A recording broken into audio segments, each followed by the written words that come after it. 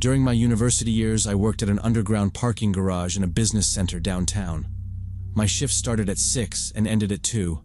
I took cars from people returning late, gave out keys, kept order, tried not to get in anyone's way. Most clients were polite and just wanted to get their car and leave. That Tuesday around 10, a guy came down who broke the pattern.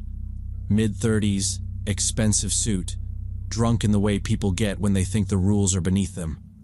He slapped his ticket on the counter and told me to bring up his black sedan from the lower level. I checked his tag, grabbed the keys, and when I came back I told him his car was blocked by another vehicle I needed to move first. He exploded, called me incompetent, said he was already late, said I'd cost him something big and he'd file a complaint. I kept my voice even and told him it would be quick.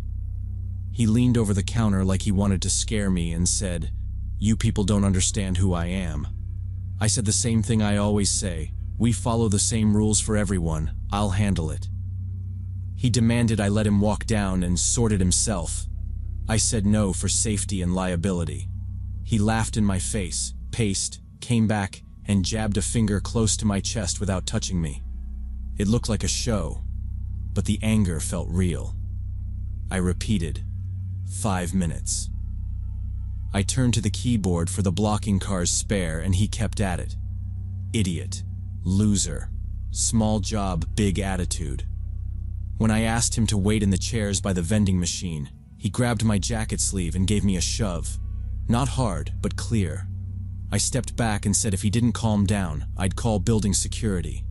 He stared for a second, jaw tight, then said, "You'll regret this," and walked out, slamming the door so hard the hours sign rattled against the glass. I moved the cars anyway. Took maybe 8 minutes because the blocking car was at an angle, and I didn't want to scrape the wall. I parked his sedan at the exit, engine on, then killed it and put the keys on the counter under his ticket number. He didn't come back. People drifted in and out, the regular end-of-day trickle. I checked plates, swapped keys, made change for a guy with a crumpled bill. I decided the suit either called a cab or found a couch upstairs to cool off. I crossed him off the mental list of problems and went back to the routine. Around midnight, my phone buzzed on the counter. It was the guard on the ground floor, Pavel. "You at post?" he texted. I answered yes. "Heads up," he wrote. "Agitated visitor coming down." Being aggressive, I looked at the elevator indicator stuttering its way to B2 and felt the skin on my arms go tight. The garage had that late-night hum it always has, but my hands still did the steps I'd practiced. Cracked the side gate in case I needed to step out. Tapped the intercom alert so security would keep listening. Run through the phrases that usually help. I didn't intend to be a hero. I wanted a quiet night and the early bus home. If someone showed up hot, I'd keep space and keep talking. I stepped out of the booth into the main area as the elevator doors opened. It was the same man. Same suit, tie loose, eyes wet, drunker. He had a sway in his walk like his feet couldn't find the floor. In his right hand he held something metallic. I didn't clock it at first. Phone, maybe a tool. The lighting down there flattens everything. Then he raised it and the silhouette clicked. A gun. Barrel toward me. "Because of you," he shouted. "I missed my meeting. You ruined my life. You think you can block my car and make me beg?" His words slid together, but the meaning was sharp. He kept going about how I'd made him lose money, how I was nothing, standing between him and what he deserved.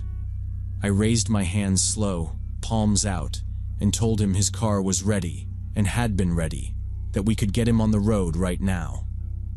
I pointed with my chin toward the sedan at the exit and said the keys were on the counter. "I'll bring them to you if you want," I said, careful not to move.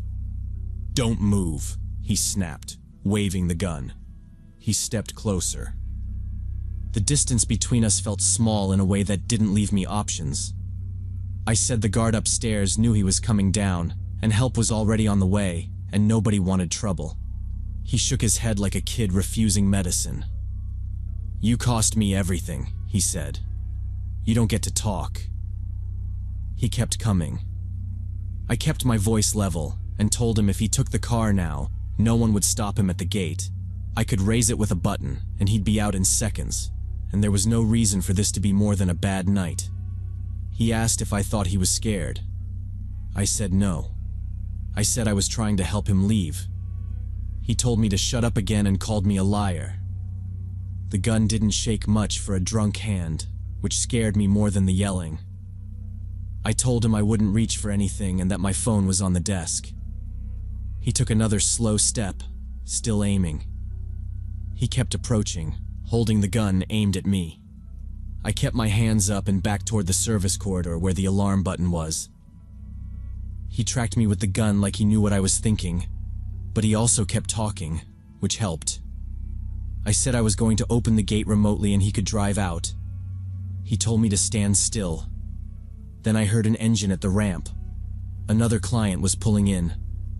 The headlights swept across the pillars and he glanced that way, just a second, but it was enough. I turned, sprinted the last steps, and slammed my palm on the red button. The siren hit immediately, that high, steady wail, and the emergency lights started flashing. He fired. The shot cracked, the sound jumped around the concrete, and a chunk of the wall next to my shoulder spit dust into my face. I ducked and ran down the corridor, blinking grit, moving fast because even drunks can be quick when they're angry. I heard his shoes scraping and his voice behind me, cursing, saying to stop, saying I was dead. The corridor bent left and I took it, hit the crash bar at the end, and stumbled into the service area behind the garages. Security was already there because the alarm pings their radios. One guard grabbed me by the arm and pulled me behind a pillar, asking where the shooter was. I pointed back and said he had a handgun, and he was by the main floor. Another guard, older, keyed his radio and told the lobby to lock the front turnstiles. The siren kept going, which I wanted, because noise makes people hesitate. We heard another shot, and the metal door near us shivered but didn't open. The older guard told me to stay low and asked if there was anyone else down there. I said a client had just driven in. He swore and told his partner to get eyes on the lane cameras. They moved in a practiced way I hadn't seen before when everything was normal. Slow steps, angles, calling out clear. I followed behind them because the back exit led to my booth's side corridor, and the camera feed was there. My hands were shaking hard enough that I needed 2 tries to punch in the code. Inside, the monitors showed the man weaving toward his car, the black sedan by the gate. He was trying doors, looking for the keys, getting more frantic. The car that came in had stopped halfway down the ramp.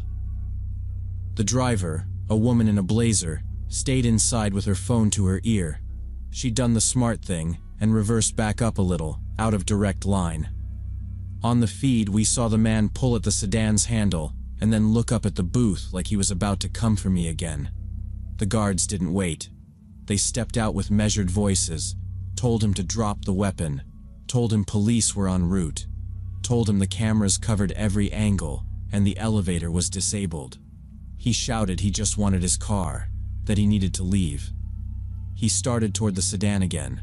One guard moved right to draw his focus, while the other kept cover behind a column. The man realized the key wasn't in it, and swore and swung the gun toward the booth window. The older guard barked at him to put it down. For a second he looked like he might fire again, but the siren and the flashing lights and the fact his escape route was a steel gate that I controlled seemed to cut through. He backed toward the driver door, still yelling. They detained him at his car. He tried to start it anyway, jamming his hand under the wheel like he could hotwire it. But without a key, there was nothing to do. The older guard stepped in when the muzzle dipped, and another guard took his wrist. It wasn't clean, but it was quick. The gun clattered under the car and someone kicked it out of reach. Police rolled in minutes later with lights still bouncing off every surface. They cuffed him, checked the serial on the weapon, and told us it was unregistered. Later, I heard he had prior reports for public intoxication and a couple of fights that never made it to court. That night, they booked him for attempted murder, criminal threats, and illegal possession. I gave my statement at 3 in the morning and gave it again a month later at a hearing. In court, I sat 10 feet from him and told the judge what he'd said and how he'd pointed the gun. He stared at the table. He got 3 years. I worked another month after that, long enough to hand over my spot to a friend who needed the paycheck.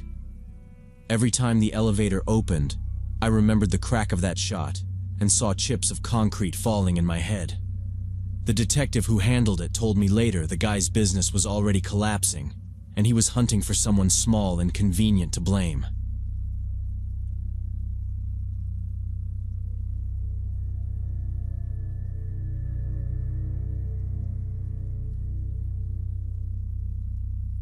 I installed the security camera in my hallway just 3 days before it happened.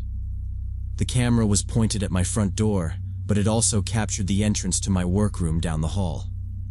I'd been noticing small things out of place for weeks, stuff I couldn't explain away as my own forgetfulness. A coffee mug moved from the kitchen counter to the bathroom sink. My laptop charger unplugged and coiled neatly on the floor. The bedroom closet door standing open when I was certain I'd closed it. I told myself I was being paranoid, that living alone was making me jumpy. I travel for work, and sometimes I come home foggy. I figured it was that. But the camera made me feel better, like I'd have proof that nothing weird was actually happening. Thursday afternoon, I came back from a business trip earlier than planned, around 6. The apartment felt normal, quiet, exactly how I'd left it. I didn't even put down my bags. I locked the door, slid the deadbolt, and pulled out my phone to check the camera feed, just to see if I'd caught anything while I was gone. I remember thinking that if the timeline looked clean, I would finally stop obsessing. I wanted a boring answer. I really did. The last 20 minutes of footage showed nothing, just an empty hallway and the closed door to my workroom. I scrolled back an hour, and that's when I saw it. The door to my workroom slowly opened on its own, maybe 6 inches, then stopped. I knew I'd closed that door before leaving. I specifically remembered checking it because I keep client equipment in there. The door stayed half open for about 30 seconds on the video, then it closed again, smooth and quiet, like someone pulled it from inside. Nobody walked out into the hallway. Nobody appeared on camera at all. I rewound and watched it again, then again. On the 4th watch, I pinched to zoom the frame around the bottom, looking for a draft or a string or anything that would make me feel stupid in a normal way. Nothing.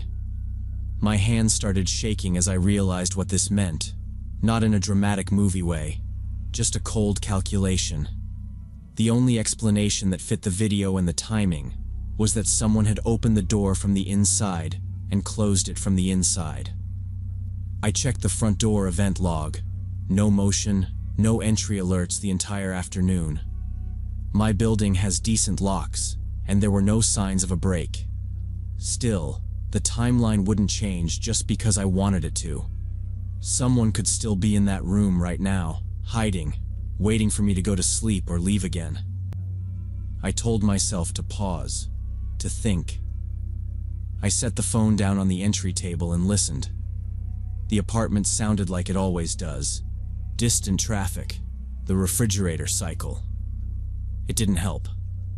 I left my bags by the door and walked through the living room toward the hallway, trying to keep my steps quiet. There's a point halfway down where the light from the living room dies out, and you get that dim tunnel effect. I noticed my breathing pick up. The door to my workroom was closed, exactly like it should be, but now I knew better. I put my hand on the knob to feel for vibration, then thought better of touching anything and pulled it back. I pressed my ear against the wood and listened. At first there was nothing, just the hum of the refrigerator from the kitchen. I held my breath, counted to 6, focused on the gap under the door. Then I heard it, soft and rhythmic. someone breathing on the other side of the door. It wasn't my imagination. It wasn't the building settling or air conditioning. It was a person. My mouth went dry. I stepped back, slow, heel to toe, keeping my eyes on the door like it could lunge at me. I considered calling 911 right then. I also considered that if I spoke out loud, whoever was in there would know I knew. I didn't want to trigger anything I couldn't control. I backed away to the kitchen and grabbed the biggest knife from the drawer. It's one of those chef knives you buy on sale and then never really use right. My hands were shaking so bad I almost dropped it, so I put my other hand around my wrist to steady it. I told myself I was not going to try to be a hero. I was going to verify, retreat, call the police, and stand outside with neighbors until help showed. I pulled my phone from my pocket with my left hand and unlocked it without looking down.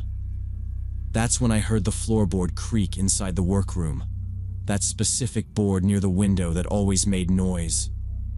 I made a split-second decision and threw the door open, hitting the light switch at the same time. The light came on, and I scanned every corner fast. My desk, the bookshelves, the stacked boxes along the wall, everything looked normal. Then I saw the folding table by the window had been moved, pulled from the wall just enough to make a gap. There was space under it, enough room for someone to crouch. I took one step and saw the edge of a dark jacket behind the table leg. I didn't wait. I spun, slammed the door, pressed my back to it. Inside came quick footsteps and hard scraping, like a chair shoved back. I didn't try to hold the door. I ran. I grabbed my phone and keys from the entry table and sprinted to my neighbor Rose's door. I banged and yelled, "Call 911, someone's in my place." She opened fast, and I pushed inside. She threw on the chain, and we both stared through her peephole at my door down the hall. Nobody came out. I kept waiting for the knob to turn. It didn't. I told her. They were in my workroom. I saw a jacket. She said, "Stay here," and kept her hand on the chain. We listened for footsteps or a window. All I heard was my pulse. The police got there about 8 minutes later. They cleared Rose's apartment first and kept us in her kitchen while they approached mine. One asked, "Any weapons inside?" I said, "Just kitchen knives and tools." They stacked at my doorway and shouted, "Police!" down the hall. Hearing them move through my place felt wrong, and also like oxygen. I heard, "Kitchen clear," then "Bedroom clear," then a thump from the workroom and a rattle that sounded like the window. An officer said, "It's open." He leaned out and called something to the others on the stairs. I realized whoever was inside had a head start. They searched my place top to bottom. Closet shelves, under the bed, inside the boxes by my desk. Nobody was there. The workroom window was all the way up to the fire escape. Fresh scuff marks ran along the sill, and a black streak on the floor showed where a shoe slid. The folding table had a new gouge in the drywall beside it. An officer asked if I touched anything after I saw the video. I said no. I closed the door and went straight to Rose's. He nodded and said, "They left fast." I opened my camera app and rewound. The hallway feed showed me go in, then sprint out. No one ever crossed after. The officer taking my statement asked about spare keys, maintenance, X's, deliveries. I told him I changed the locks when I moved in. I had no spare out, and my landlord only enters with notice. He suggested I stay elsewhere. I said I wasn't staying another night at all. They waited while I packed a suitcase. I took the SD card from the camera. I stayed with a friend, and 2 weeks later I broke my lease. The landlord waived the penalty after seeing the report. I keep replaying the choices I made and the ones I didn't. If I'd held the door, maybe I'd have trapped them. But that isn't my job. If I hadn't installed the camera, I might have put my face into that gap.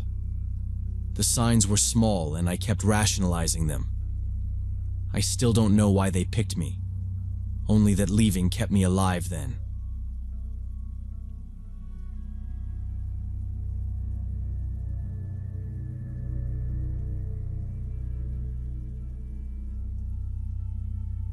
In July 2012, me and my younger brother Ethan were driving from Phoenix to Vegas. I'd just gotten my license. I was 19 and he was 16, and I was trying to be the reliable older brother for once. We decided to skip the fast highway and take the old roads because I said it would be real America, which now sounds like something I read on a poster. It was Saturday, around 2 p.m., heat blasting off the asphalt.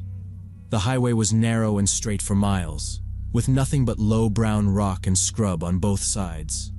No cars for long stretches. I liked the quiet at first. The AC rattled, and Ethan had his feet on the dash, scrolling through songs, making jokes about the sun trying to cook us in the car like foil-wrapped leftovers. An hour after turning off the main highway, we came up behind a blue sedan going way under the limit. It floated at 40, dead center in its lane, and I got impatient. I checked the empty oncoming lane, signaled, and pulled out. When we were door to door, the sedan jumped like it found another gear and matched our speed. It stayed exactly parallel. I glanced over. 2 middle-aged guys, both with wraparound sunglasses. The driver kept talking into a phone like we hadn't even appeared. The passenger turned his head and looked at us. No expression, just measuring. We hung there, windows almost aligned, and the whole thing felt stupidly personal in a way that made my mouth go dry. I didn't try to be a hero. I eased off to tuck back behind, thinking maybe I'd misread it. The sedan braked hard at the same time and slipped behind us, staying locked at a steady distance. Ethan shifted, dropped his shoes back to the floor, and watched the mirror. "They're staying about 50 meters back," he said. He always estimates in meters because of video games. I didn't correct him. I said, "Probably nothing," and checked my phone. No bars. I told Ethan to try the tablet. He opened the map app, shook his head. No service. Next town is like 30 miles. I nudged our speed up to 70. The sedan did too. Not closer, not farther. Just there. We drove 10 minutes like that. No other cars. Sun bleaching the road so bright it made my eyes hurt. I kept thinking about how stupid it would be to stop out here if the car overheated. Then finally, motion. A black SUV coming toward us in the opposite lane. Big grille, tinted windows. When it passed, my mirror caught it swinging a U-turn in a slow, deliberate arc, then building speed. It fell in behind the blue sedan like they were slotted pieces. My stomach gave that weird, empty drop you get on a roller coaster. I said, "Okay," mostly to myself, and pushed to 85. The SUV and the sedan stayed glued in the same order, same spacing. Ethan leaned forward, watching both mirrors, talking in a low voice like we were in a library. "They're not backing off." He wasn't panicking, but he wasn't doing jokes anymore. I told him to check if the tablet would cache directions, anything that showed a town, a gas station, a word on a sign. He fussed with it, then just held it like he didn't want to say it was useless again.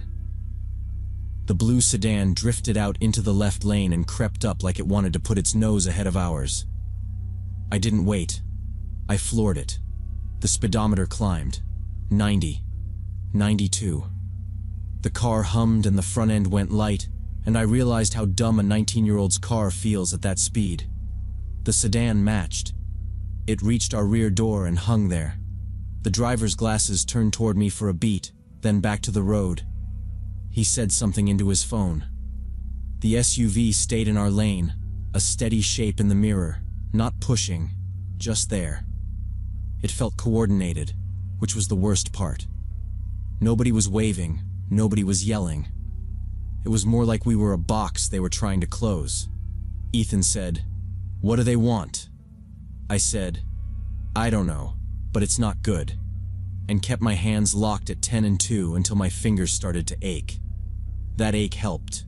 Honestly, it was a pain I could understand. The sedan nosed another half-foot forward. I could see a smear of something on their rear passenger door, like old tape residue. It was such a normal detail in such a not normal moment that it made me want to laugh. Then, up ahead, a green highway sign. Rest area, 2 miles. Underneath, smaller letters. Ranger Patrol. I said, "There." And Ethan nodded fast, already craning for a turnout. The sedan slid closer, trying to pinch us in the lane. I didn't look at them again. I just kept my foot down and focused on that sign like it was the only solid thing left. We hit 95.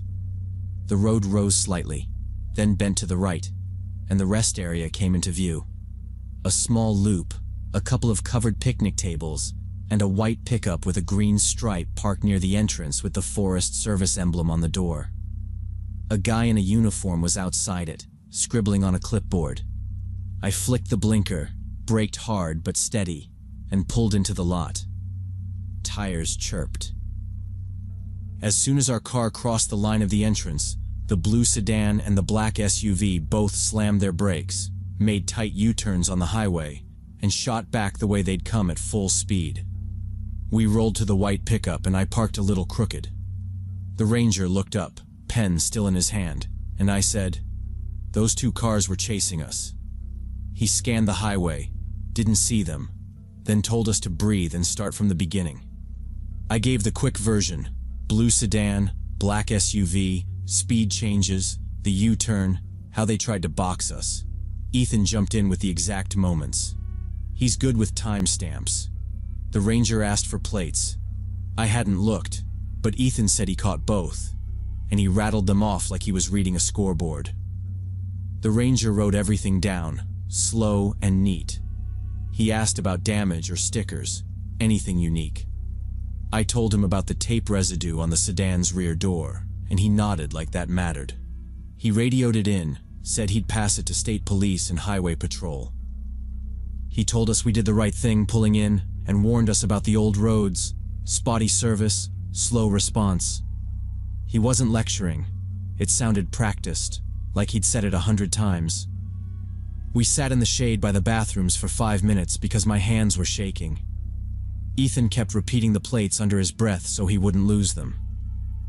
The Ranger brought water in a paper cup and asked if he should call anyone. I said no and told him I'd call our mom once we had service. He waited until my hands settled, checked our tires, and waved us toward the on-ramp. We didn't argue about the route. We took the main highway to Vegas, and I drove a little under the limit.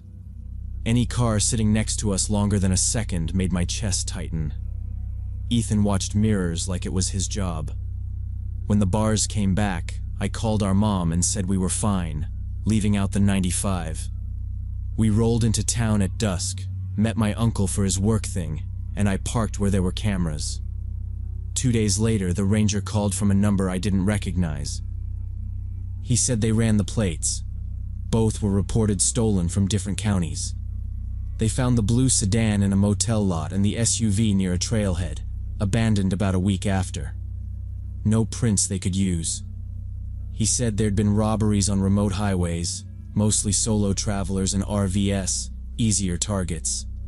He'd never seen them go after 2 kids in a regular car. Maybe we looked naive, or maybe they thought we had cash. I asked if they'd caught anyone. He said no. These guys knew what they were doing, and they didn't keep cars long or leave much. He told me again to stick to main roads. I thanked him, and we hung up. I still think about what would have happened if that Ranger hadn't been there. Would they have tried to run us off the road, or waited for a pullout with no cameras? Were they armed? Ethan and I don't really talk about it, but I can tell he thinks about it too.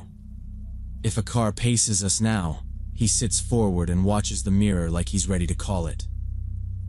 I stopped taking back roads after that and stick to major highways, even if it adds time. Sometimes I catch myself checking exit signs for words like patrol or station, which is dumb, but I do it anyway. The Ranger said it was probably a small operation, 2 or 3 people working the empty stretches.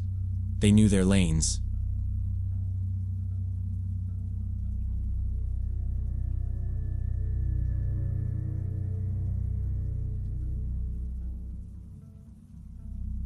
So, when I was still running along the riverfront every morning, this thing happened that made me change my whole routine. I'd been doing that route for 3 years. It helped me clear my head before work at the ad agency. The path was simple. 2 kilometers to the old bridge, then back. Usually there were plenty of people out there. Runners, cyclists, dog walkers. That May morning was sunny, and I left early around 7. About halfway to the bridge, I noticed a cyclist in a bright orange jacket riding ahead in the same direction. But when I reached the bridge and turned around, he turned around too. I figured coincidence. Lots of people do that loop. Then I took a side trail through a small park away from the main riverfront, and he turned there too, even though that trail doesn't lead to the bridge. That's when the off feeling started. Just that click in your head that says, pay attention. I sped up so he could either pass or drop back, but he kept the same distance, about 50 meters. When I got back to the main path, he came back too. I decided to test it. I stopped at the fountain and pretended to tie my shoes. He stopped about 30 meters away, got off his bike, pulled out his phone, staring at nothing. When I started running again, he followed. There was 1.5 kilometers to home, and my pulse wasn't from cardio anymore. I turned off the riverfront into a residential block and ran through the streets between houses, making a few random turns, left, right, left, keeping my pace steady so it didn't look like a sprint. At one corner, I looked back and didn't see him. I let out a breath and kept moving. I took a long way through a different neighborhood and got home. I locked the door, checked the windows, and forced myself to get on with work. The rest of the day was normal, but the orange jacket kept popping into my head. I kept telling myself it was nothing, then replaying him turning where I turned. 4 days later, I went running again, but at a different hour, around 6 after work. Same route though. It was busier than the mornings. About 1 kilometer in, I saw the bright orange jacket again, same cyclist riding parallel to me on the bike path. Maybe it wasn't the same guy. Maybe there are 100 orange jackets. I tried that thought and it didn't fit. I stopped abruptly at a bench like I was stretching, and he stopped too, 1 foot down, phone out. I didn't finish the run. I turned and started walking quickly back toward home. He turned as well and rode in the same direction, not close, not far, just there. I pulled my phone out and pretended to call someone, voice loud enough to carry, "Yeah, I'm heading back now. Meet me at the entrance in 5 minutes." I didn't dial anyone. The cyclist rolled past me and didn't look my way. He went ahead along the riverfront until the orange blended into the crowd. I cut over to the nearest cafe and went inside. I took a table by the window where I could see the river entrance and the sidewalk. I ordered water and watched. People came and went. 2 more cyclists, neither in orange. After 10 minutes, I dropped coins and stepped outside. I looked both ways and started walking. I kept my phone to my ear like the call was still going. I stayed off the river path and used the streets behind it. Every turn, I checked glass for reflections. When a bike clicked its gears behind me, I moved closer to the buildings and let it pass. I didn't run. Running felt like an admission. I kept a steady walk and stuck to people. At the corner by the little grocery, I paused long enough to see down the block. Nothing. I kept going, checked again at the next intersection, and the next, then turned toward my street and looked back one last time before crossing. He was nowhere to be seen. After that, I didn't run on the riverfront for a week. I went to the gym instead. By Saturday, I felt dumb for letting a stranger push me off my routine, so I tried again.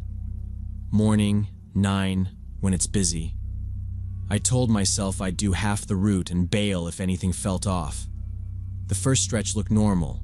Dogs pulling owners, a couple taking photos, the older runners talking. I turned early like I planned. still calm. No orange. On the way back, 5 minutes from home, I saw him. Bright jacket by the railing, one hand on the bike, facing my way. I kept running because stopping in the open felt worse. As I got closer, he swung a leg over and pushed off. He didn't pass. He slotted in behind me. I picked up my pace. He matched it. I could hear the soft click of his gears. I stayed on the riverfront until the first street with shops, then cut up the ramp fast enough that my shoes slipped on the metal grating. At street level, there were storefronts and a bus stop with people. I stopped there and turned. He stopped too, about 20 meters back, 1 foot down, both hands on the bars, helmet on. No expression I could read. I stepped backward into the nearest store. It was a small place. I went to the cashier and said, "Can I stand here a minute? I think that guy is following me." The cashier looked past me, then nodded. "Yeah, stay as long as you need." She asked if I wanted water. I shook my head and stood where I could see the sidewalk.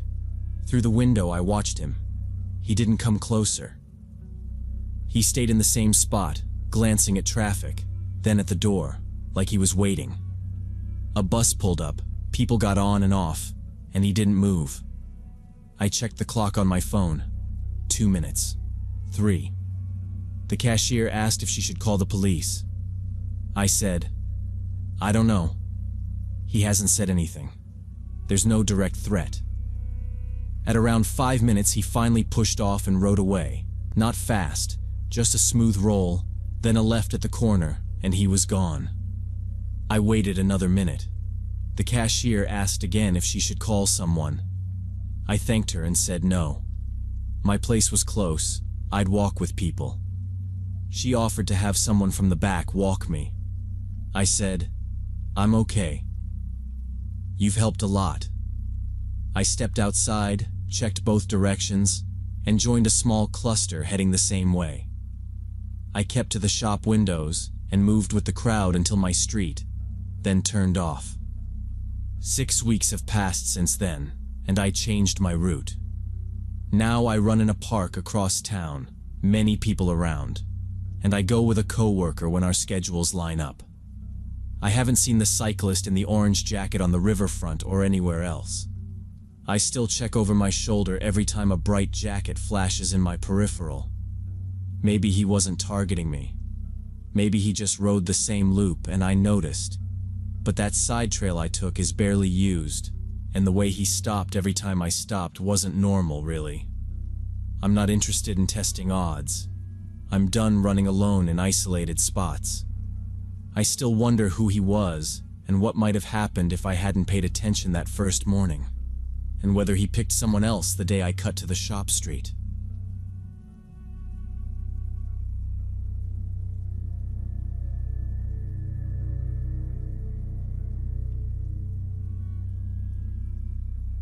When I was 32, I'd been writing fan fiction for about 5 years, posting my stories on Archive of Our Own under the username Winterwords.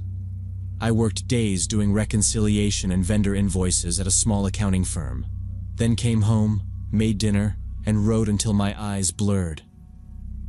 I had around 800 followers, nice people, chatty, some who stuck around for every update, and one commenter called Storm Chaser started showing up on every single chapter. He wrote long reviews like mini essays, quoting lines back to me, calling me a genius writer.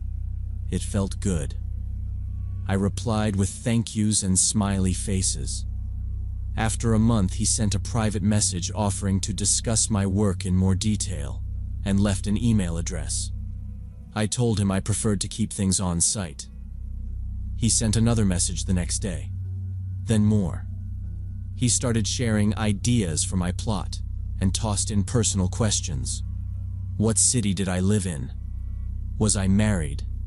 Did I outline or just wing it? What hours did I usually write?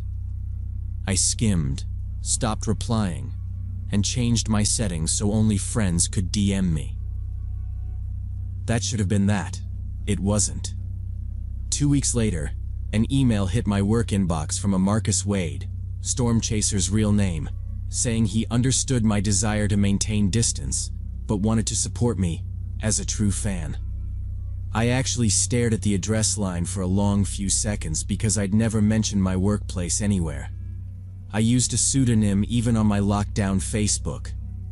I deleted the email, blocked the address, and tried to focus on a client's quarterly sales tax. The next morning, he wrote again from a different account, this time using my company's full name. He said he'd accidentally learned where I worked and hoped that didn't scare me. I forwarded both emails to HR, added context, and asked them to put a note with reception. They said they'd tighten visitor screening and told me to ping them if anything else came in. A week later, our receptionist called to say a courier had dropped a small package with my name on it. Looked normal, she said, apologetic. Inside was a leather journal, expensive, with "For a Real Writer" engraved across the cover. There was also a 4-page letter. Marcus wrote that my stories changed his life. He said he knew we were made for each other because we both understood the art of words. I was halfway through when my stomach flipped. He described my car, exact make and color, and my usual route to the office. He mentioned the cafe where I grabbed lunch on Fridays and the fact that I always ordered the same sandwich. Nothing threatening on the page, but no normal person compiles that list unless they're keeping score. I documented everything, put the journal back in the box, and carried it to HR. My hands were shaking. I didn't cry. I remember thinking, just handle the task in front of you. I went to the police that night with printouts of the messages and a copy of the letter. The detective who met me, Martinez, calm voice, no nonsense, read it all and nodded a lot. "We take stalking seriously," he said, "but without direct threats or a physical presence, we can file a report and flag it. If he shows up, call 911. A restraining order's more likely if there's an in-person attempt." I said okay, because there was nothing else to say. On the way home, I deleted my archive of our own account. The screen asked, "Are you sure?" I clicked yes. I shut down any social media that wasn't locked tight, scrubbed my usernames, and asked my boss if I could work from home for a while. She agreed. My husband Kevin didn't argue either. He just drove us to the hardware store. We changed the locks. He installed cameras and motion lights. We reviewed alerts like it was a second job. 2 months went by. No emails, no packages, no strange cars parked near the curb. The cameras recorded raccoons and one neighbor's cat. I let myself breathe a little. I went back to the office. I parked closer to the entrance and kept my bag light so I could move fast. I looked up when doors opened and I checked the mirrors when I turned left out of the garage. Then last Tuesday, around noon, my coworker Rob stopped at my desk and asked, kind of tentative, "Hey, was some guy looking for you last week? Tall, maybe 40-ish? Baseball cap?" My mouth went dry. "Why?" "He was in the lobby," Rob said. "Asked what floor you were on. Security wouldn't send him up. He seemed, I don't know, persistent? I didn't think much of it then, but you mentioned that situation, so..." He lifted his hands like, "Don't shoot the messenger. Figured you should know." I called Detective Martinez from a conference room with the door shut. He remembered me immediately. I told him what Rob said. He asked for dates, approximate time, any description. I gave him everything. He said he'd request the building footage and that this was enough to start a restraining order, but we needed to identify Marcus to serve it. "Security video shows a man about 40 in athletic wear," he said later, after he'd pulled the clip. "Face partially hidden by a baseball cap." The next incident happened at the grocery store near my house. I was in the checkout line, double-checking my list, when I felt eyes on me. Not casual glancing, staring. I turned and saw a man matching the description from the footage. around 40, athletic jacket, baseball cap low. He smiled like we knew each other. His hand lifted, like a wave was coming. I didn't wait. I pulled out my phone and said loud, "I'm calling the police." The cashier looked up. The man pivoted and walked out fast.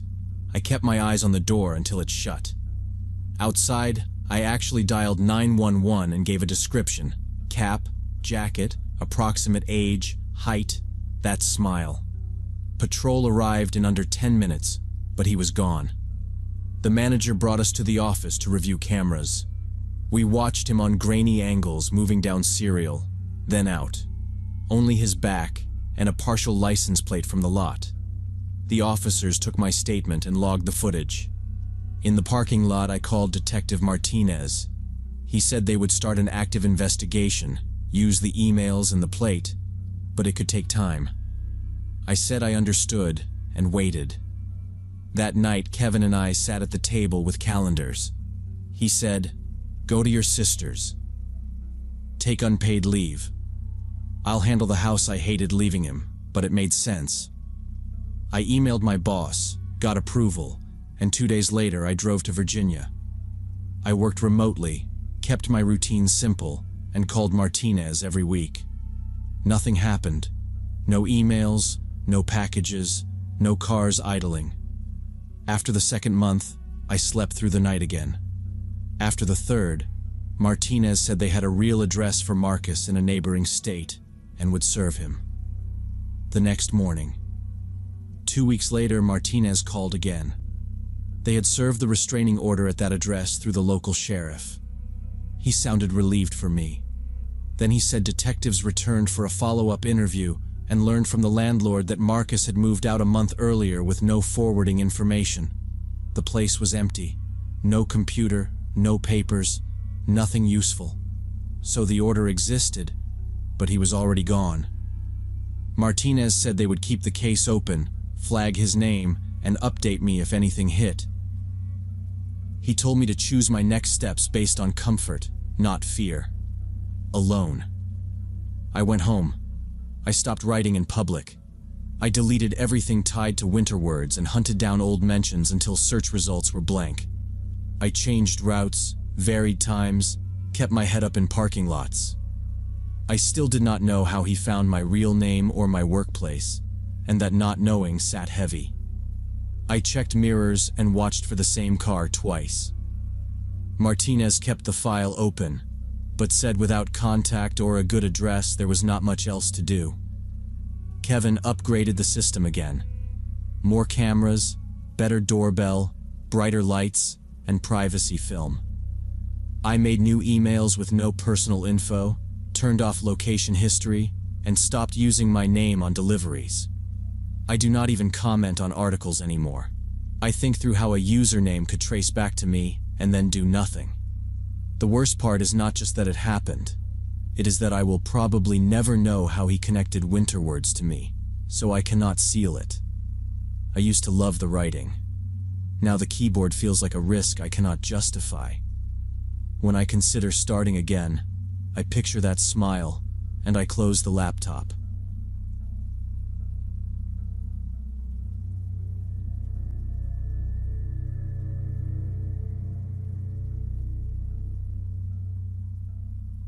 I've been teaching elementary school for 12 years now, and I've chaperoned school trips dozens of times. The trip with fourth graders to the educational camp in spring 2018 was the only one after which I seriously thought about leaving the profession. The camp was 2 hours from the city, a set of plain cabins by a lake where kids spent 3 days learning about plants, pond water, and basic team challenges. We had 28 kids and 4 adults. Me, another teacher named Sarah, our school nurse, and a parent volunteer. The first day went smoothly. The kids were wired but listened. After dinner and a short campfire, we split them into cabins. Girls in one, boys in the other. 2 adults per cabin. I was with the girls with Sarah. We did the usual. Lights out, quick checks, whispered reminders to stop giggling. I set my phone alarm for 1:30 and 4 o'clock just to do head counts. Habit. At 1:30, everyone was in place. A couple of girls whispered about who had a crush on who. Small stuff, nothing concerning. I walked the row, counted, and made mental notes. One had a cough, another wanted her nightlight brighter. I remember thinking, this is why we still do these trips. They feel brave for one night, and you teach them that adults are nearby. I lay back down in my sleeping bag on the floor by the door, shoes on, jacket as a pillow. I didn't fall fully asleep, more of that half-awake teacher doze where every rustle pings your brain. At some point, Sarah got up to use the bathroom. When she came back, I heard the door click, then quiet. Nothing felt off. Around 2 a.m., Sarah was at my shoulder whispering, "I just walked through the boys' cabin. One bed's empty." She looked wrong, calm voice, shaking hands. "It's Ethan. Ethan Porter." I was up in a second. We crossed the porch in socks, didn't even feel the cold. In the boys' cabin, his bunk was empty but made, like someone smoothed it down with a flat palm. His jacket and shoes were under the bed. So, barefoot, in pajamas. My stomach flipped. That's not wandering to the bathroom. That's leaving. We woke the nurse and the parent volunteer. Sarah took the dining hall. I checked both bathrooms and the showers, calling Ethan low so we wouldn't wake the boys yet. Nothing. We got the camp director up. He called local police and started organizing staff for a perimeter check. I called Ethan's parents. His dad didn't understand at first, kept asking what I meant. Then he started yelling. He wanted to know why we hadn't noticed immediately, why the doors weren't locked, how far the lake was. His wife was crying somewhere behind him. I said the lake was close, and we were searching right now, that police were on their way. He said he was driving out. I told him to drive safe. We moved quickly. The camp staff gathered all the kids into the main hall with board games and cocoa under the nurse's eye. We woke the boys carefully, no panic, and asked if anyone had seen Ethan get up. A couple said no. One said he heard someone moving very quietly. That was it. Outside, we formed lines and started sweeping the tree line with flashlights. The fog by the lake made the beams short and useless. I kept angling mine at the water's edge, counting each dark lump as a rock, then recounting because I didn't trust my eyes. The cold got into my arms. I tried to keep my voice steady on the radio, giving positions. In my head, I kept repeating, barefoot, pajamas, 8 years old.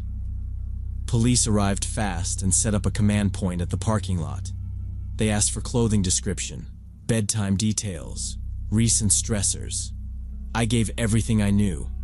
The camp director pulled up old security camera feeds from the dining hall, which didn't help, and from the main gate, which also didn't help. No cameras on the cabin porches. The officers split us into sectors and told us to stop calling his name and listen instead. Kids sometimes answer the wrong thing or go quiet if they're scared. We listened.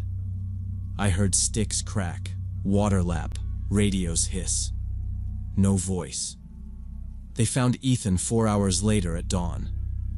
A patrol car spotted him sitting at a bus stop off the highway, about 2.5 kilometers from camp. He was on the ground hugging his knees, barefoot, dirty, with scratches up and down his shins, but breathing. When they brought him in, I cried in a way I usually don't in front of kids. He looked past me, like he was still following something I couldn't see. The nurse wrapped him in blankets and warmed his hands against hot packs. Mild hypothermia, superficial cuts, pulse, okay. Physical box checked. The psychological box was not. He was quiet, then suddenly insistent, telling the officer in these flat little bursts that he'd heard his mom calling his name outside the cabin and he needed to go to her. He said she sounded like she does when she's mad at him for ignoring her. Sharp, impatient. He said he didn't take his shoes because it was only to the parking lot. When the officer asked how he got to the highway, he said, I followed her voice. She kept moving. He couldn't describe a person, only that the voice was familiar and close, like behind his shoulder. He seemed confused the whole time we were talking to him, like the facts were slipping. His parents arrived within an hour, and the relief in his mother's face was immediate and then complicated. Hugging him, then looking at the scratches like they were an accusation. They took him straight to the hospital. The camp director shut it down. "Trip's over," he said, and I didn't argue. By lunch, every kid was on a bus home. Back at school, Ethan's parents filed a formal complaint with the district. An investigation opened. Protocols, bed checks, ratios, door locks, lights, radios, all of it. We laid out our timeline. 2 adults in each cabin. Counts at set times. No exterior signs of forced entry. We answered what we could, and then there was the empty space where he just decided to leave. Technically, we did everything right. Everyone was asleep, and Ethan left silently. The strangest part started when Ethan gave his explanation of what happened. At first, he wouldn't talk, just stared at the floor with his hands in his sleeves. His parents hired a child psychologist, and on the 3rd session, he finally spoke. He said he woke up at night because he heard a woman's voice calling his name. It sounded like his mom, but off, like through a wall. He thought she'd come to pick him up because something urgent happened. He got up, walked toward the voice, left the cabin. After that, it was blurry. He remembered the path becoming a road and the voice ahead, always a few steps farther, saying his name and telling him to hurry. He didn't remember the cold or his feet.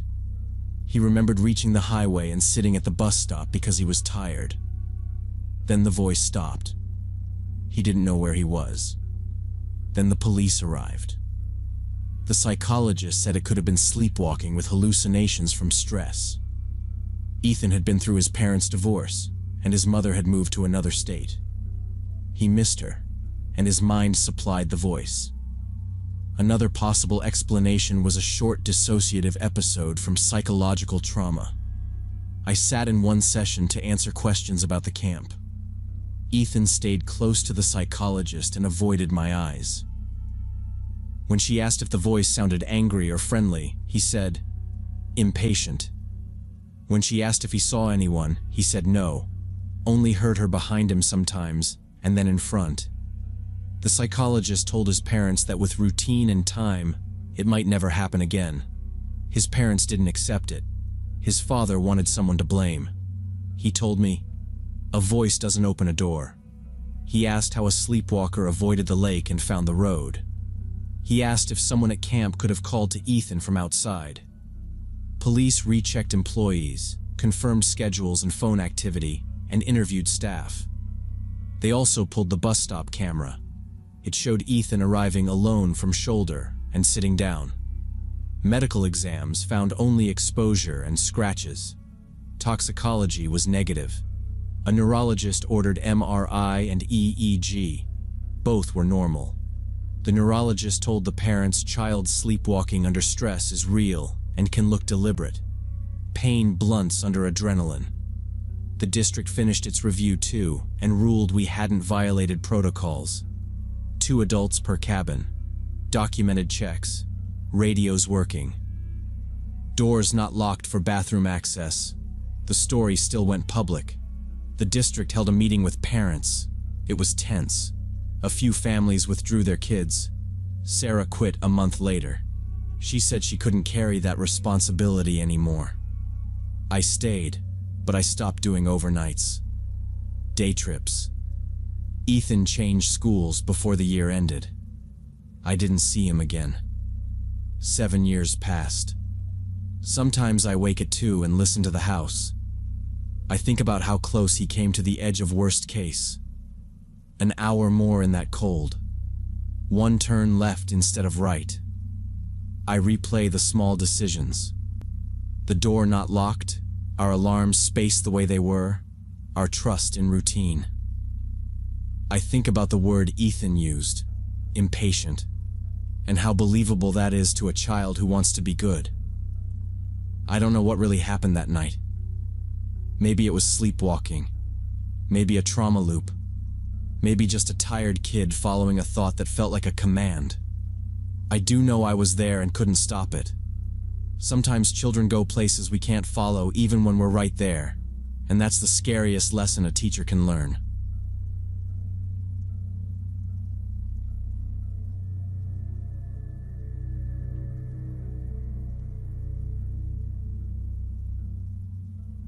Back in 2018, I was in this amateur rock band with some friends from school, and we practiced in Daniel's garage most Thursday nights. I'm 23 now, but I can still hear how that night ended. Cymbals rattling, someone laughing, Daniel saying he'd text the mix. We were 17 and taking a battle of the bands way too seriously. It was past 11 when we packed up. Everyone else had cars. Daniel offered to drive me, and I said no because his house was the opposite direction.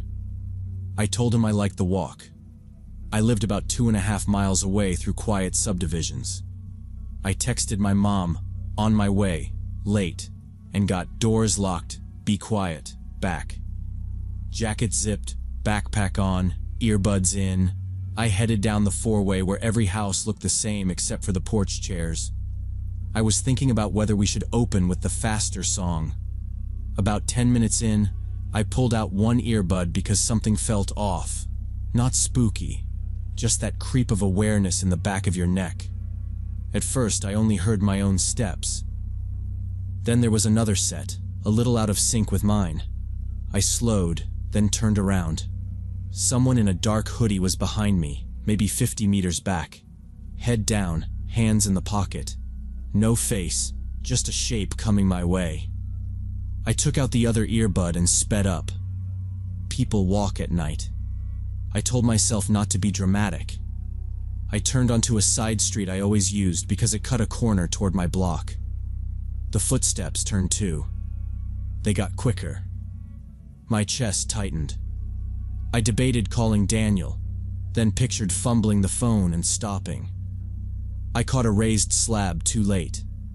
My shoe hit the crack and I went down on my right knee, palms scraping concrete. It knocked the breath out of me. My phone popped from my pocket and skittered.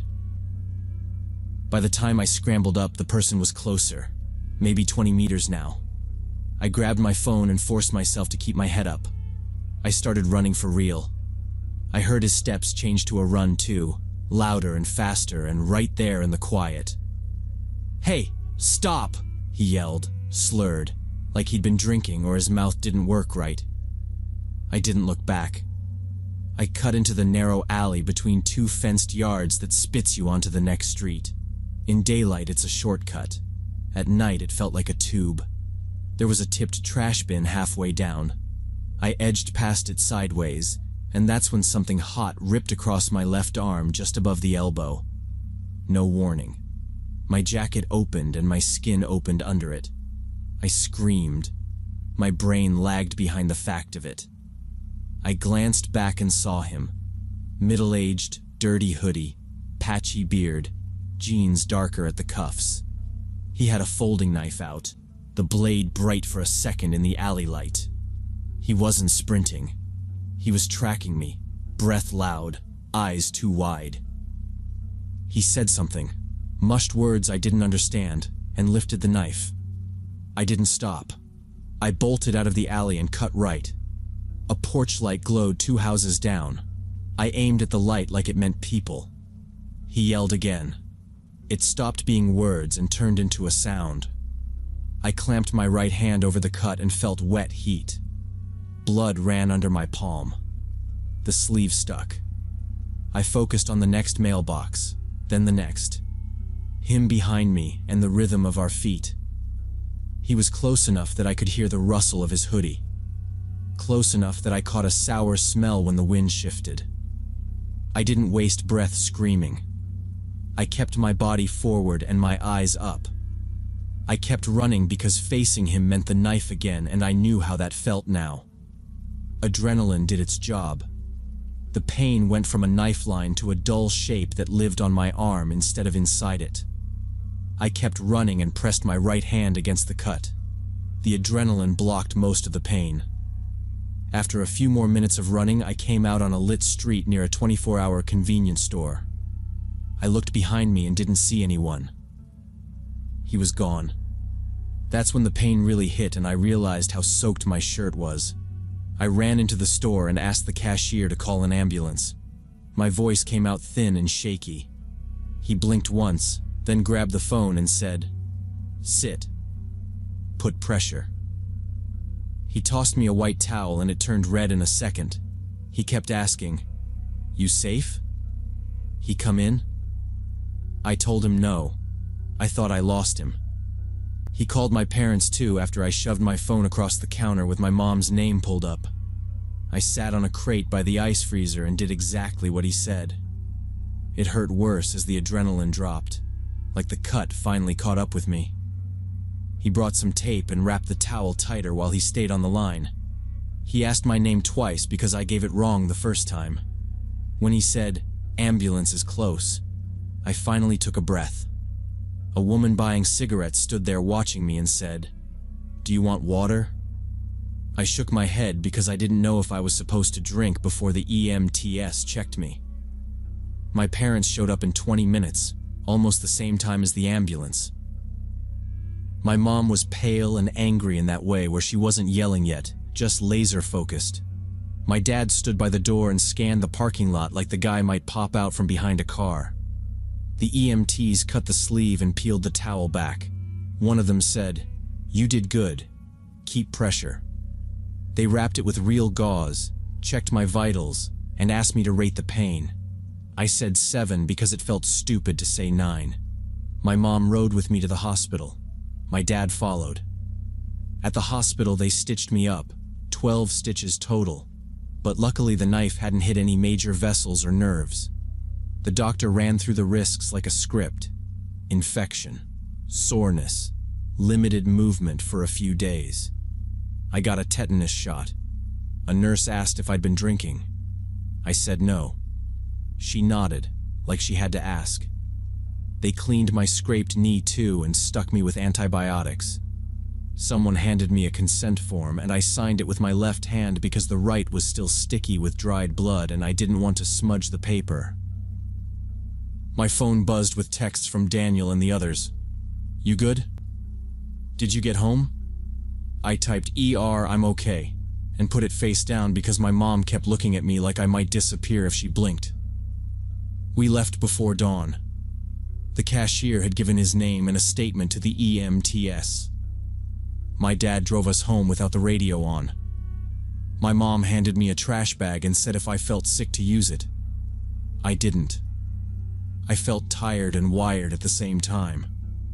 I showered with the bandage covered and tried not to cry because it hurt to swallow. I slept for maybe 2 hours. Police came the next day to take my statement. 2 officers, one older and one my sister's age. They sat at our kitchen table with paper cups of coffee and a notepad. I told them everything I could remember. I described the guy as best I could: medium height, dark clothes, hood covering his face, possibly drunk. I repeated the slurred voice and the knife, the alley, the direction he'd been coming from. I didn't pretend I saw more than I did.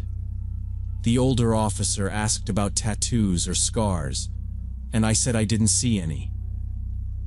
He asked if I could pick him out if I saw him again. I said maybe, but I wasn't sure. They photographed my arm and the torn jacket.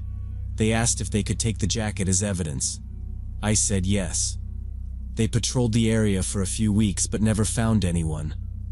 One officer called to follow up and said they'd check nearby houses for doorbell cameras. There were none pointed at that alley. The convenience store only had one camera at the register, not the door. The alley had nothing. They closed the case eventually for lack of leads. My parents banned me from walking anywhere alone at night, and the band agreed to always make sure everyone got home safe. Daniel apologized for not insisting on driving me, even though it wasn't his fault. For a while, my dad drove me everywhere. Then slowly I got some freedom back. But I kept a ride plan. I'm 23 now, and I still have the scar on my arm.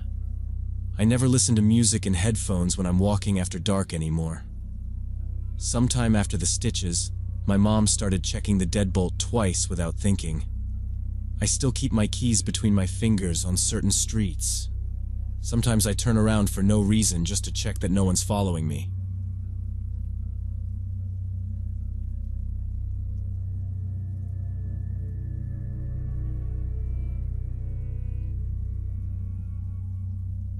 During the summer of 2022, I was working as a surveyor for a development company outside Cleveland. My partner Danny and I had this weird hobby of exploring abandoned buildings during lunch breaks, looking for interesting architectural details or old stuff we could salvage for collections. One Tuesday in July, we were doing measurements for a new residential complex near the industrial zone, when Danny pointed out this old brick warehouse about 2 blocks away. The sign on the front said Miller Storage, but the paint was so faded you could barely read it. The place had been empty for at least 20 years based on the rust and broken windows. We had 45 minutes until we needed to be back, so we decided to check it out. The main entrance was boarded up solid, but there was a side door that gave way after Danny hit it with his shoulder a few times. Inside smelled like mold and standing water, exactly what you'd expect. We stepped in just far enough to make sure the floor wasn't soft. I'm 32 and not built for falling through rotten planks for a TikTok. Danny laughed, said, "Clock's running," and we did a quick sweep with our phone lights. It felt stupid fun in the way dumb hobbies do. I told myself we'd bail if we saw any signs someone was living there. Blankets, food, whatever. I don't mess around with that. The ground floor was completely empty, just concrete floor and trash in the corners. We climbed a metal staircase to the second level where there were old wooden shelving units and some rusted barrels. Danny was taking pictures with his phone when he noticed a door in the far corner. It was just a regular service door, nothing special about it except for one thing. There was a brand new padlock hanging on it, shiny silver steel. Everything else in that building was covered in years of dust and cobwebs, but this lock looked like it had been put there maybe a month ago. We both stood there staring at it for a minute. Danny tried the handle, but obviously it didn't budge. He said we should leave it alone, but I was curious. I went back down to my truck and grabbed a crowbar from the toolbox. We didn't break the lock itself. We just pried the hinges off the door frame since the wood was old and rotted. It wasn't clean. Each hinge groaned and the screws chewed out of the frame like wet cardboard. Danny kept watch at the top of the stairs and said every 30 seconds, "We have to move, man." It took maybe 2 minutes. Then I lifted the door off like a lid and set it aside. The door opened into a small room, maybe 12 feet by 12 feet. I used my phone flashlight to look around. There was a camping cot with a blanket on it, plastic water bottles, military-style MRE packages, and several gas cans lined up against the wall. On the opposite wall, someone had hung a calendar for this year with certain dates circled in red marker. Next to the calendar was a stack of papers. I walked over and picked them up. Driver's licenses, passports, credit cards, all different names, different people. Some from Ohio, some from Michigan, one from Pennsylvania, maybe 15 or 20 IDs total. My stomach dropped. Danny was standing in the doorway taking video on his phone when we both heard it. Metal scraping downstairs. Someone had just opened that same side door we'd come through. We killed our lights at the same time. Danny's breathing went shallow, and I tucked the papers back under the rubber band. I set the door we'd lifted against the jamb so it wouldn't scream open space from the stairs. The padlock still dangled like a joke, and the crowbar felt way too loud in my hand. I slid it into my vest and pointed at the shelves, but Danny shook his head. We listened, trying to count footsteps and pick a plan. No voices yet. Heavy footsteps echoed up through the empty building, slow and deliberate, heading toward the staircase. We looked at each other, and Danny mouthed, "Go." but there was nowhere to go except back through that door we'd just broken open. I set my hand on the torn edge and tried to push it back into the frame, like that would make a difference. The wood scraped and shuddered. The footsteps reached the second floor and started moving between the shelves, slow and steady, like they weren't in any hurry. We held still. I kept one palm on the door to stop it from wobbling and making noise.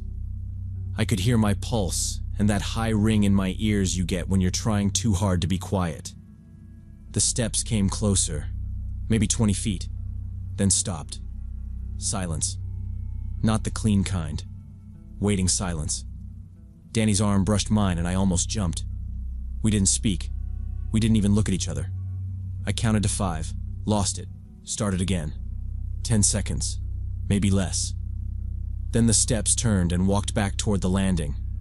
One by one, measured, like whoever it was had done this walk 100 times. We heard the stairs take the weight, then the echo fade as they hit the ground floor. A pause. The side door scraped open and shut. The metal settled. We didn't move. Danny held up his hand with all 5 fingers, then folded one down, then another, counting us through a full minute. Then another. He mouthed, 10 more. I nodded. My legs burned and my hand went numb against the door edge. When we finally edged out, I put the door back where it had been leaning and took the crowbar from my vest so I wouldn't clang it on the railing. We hustled to the stairs, staying low without meaning to, and then we ran. I hit the second step wrong and rolled my ankle, grabbed the rail, and kept going. No words, just getting out. Outside, Danny kept the truck between us and the warehouse while I unlocked it with shaking hands. We didn't talk until we were 2 blocks away. He said, "Don't stop." I said, "I'm not." We drove straight to the nearest police station and asked for a detective. The desk guy looked us over like we were about to waste his time, but he called someone anyway. A detective named Harris came out, mid-40s, no nonsense. We told him what we saw, exactly, no guesses. He asked if we touched anything. I said I put the papers back. He didn't love that, but he wrote it down. He asked why we were in there at all. I told him the truth and waited for the lecture. He just said, "All right," like he'd heard worse. Harris rode with 2 patrol officers to Miller Storage and told us to stay available. He took our numbers and asked for the video on Danny's phone. Danny airdropped it in the parking lot and then deleted it at Harris's request after confirming the transfer took. We sat in the truck for a minute, and neither of us wanted to drive back to the site, so we called our supervisor and said we had to deal with something urgent. Not a lie. Harris called me a week later with an update. He said they searched the building and the room, collected the IDs, passports, cards, the calendar, the food, the gas cans, everything. They lifted prints off the MRE packets and the cot frame. They ran the IDs. Every single one belonged to a real person. None of them had reported anything stolen or missing. No hits on the prints. No cameras in the area that caught anything useful. Without a complainant or a victim, and with the property owner not pressing trespass charges on a vacant building, there was no charge to make. He said, "We closed it. If something else comes up, we'll reopen." He sounded frustrated but careful, like he didn't want to promise anything. 3 months later, the warehouse got torn down when the residential project started. We didn't get that contract. I drove by once and watched the excavator chew through a corner wall and then left before they reached the second floor. Danny quit and moved to Pennsylvania. He said he couldn't shake the feeling from that day and needed a reset. I believed him. Our local paper ran a short piece about the demolition and rumors about what the police found. People talked for a while. Theories started. Identity theft ring, stash spot, safe house. Then the talk dried up. Nothing new ever showed. I still think about those footsteps and how they paused like the person knew exactly where to listen. I think about how close they got and then turned around. Did they hear us hold our breath? Did they know we were there and decide not to open that door because it would be trouble? What would have happened if my ankle had actually snapped and I'd yelped? What was the end game with all those IDs? I won't get answers. I'm not trying to chase them down. But every time I open a door at work now, even a normal one on a clean site, I listen first. I know that room wasn't anything legal.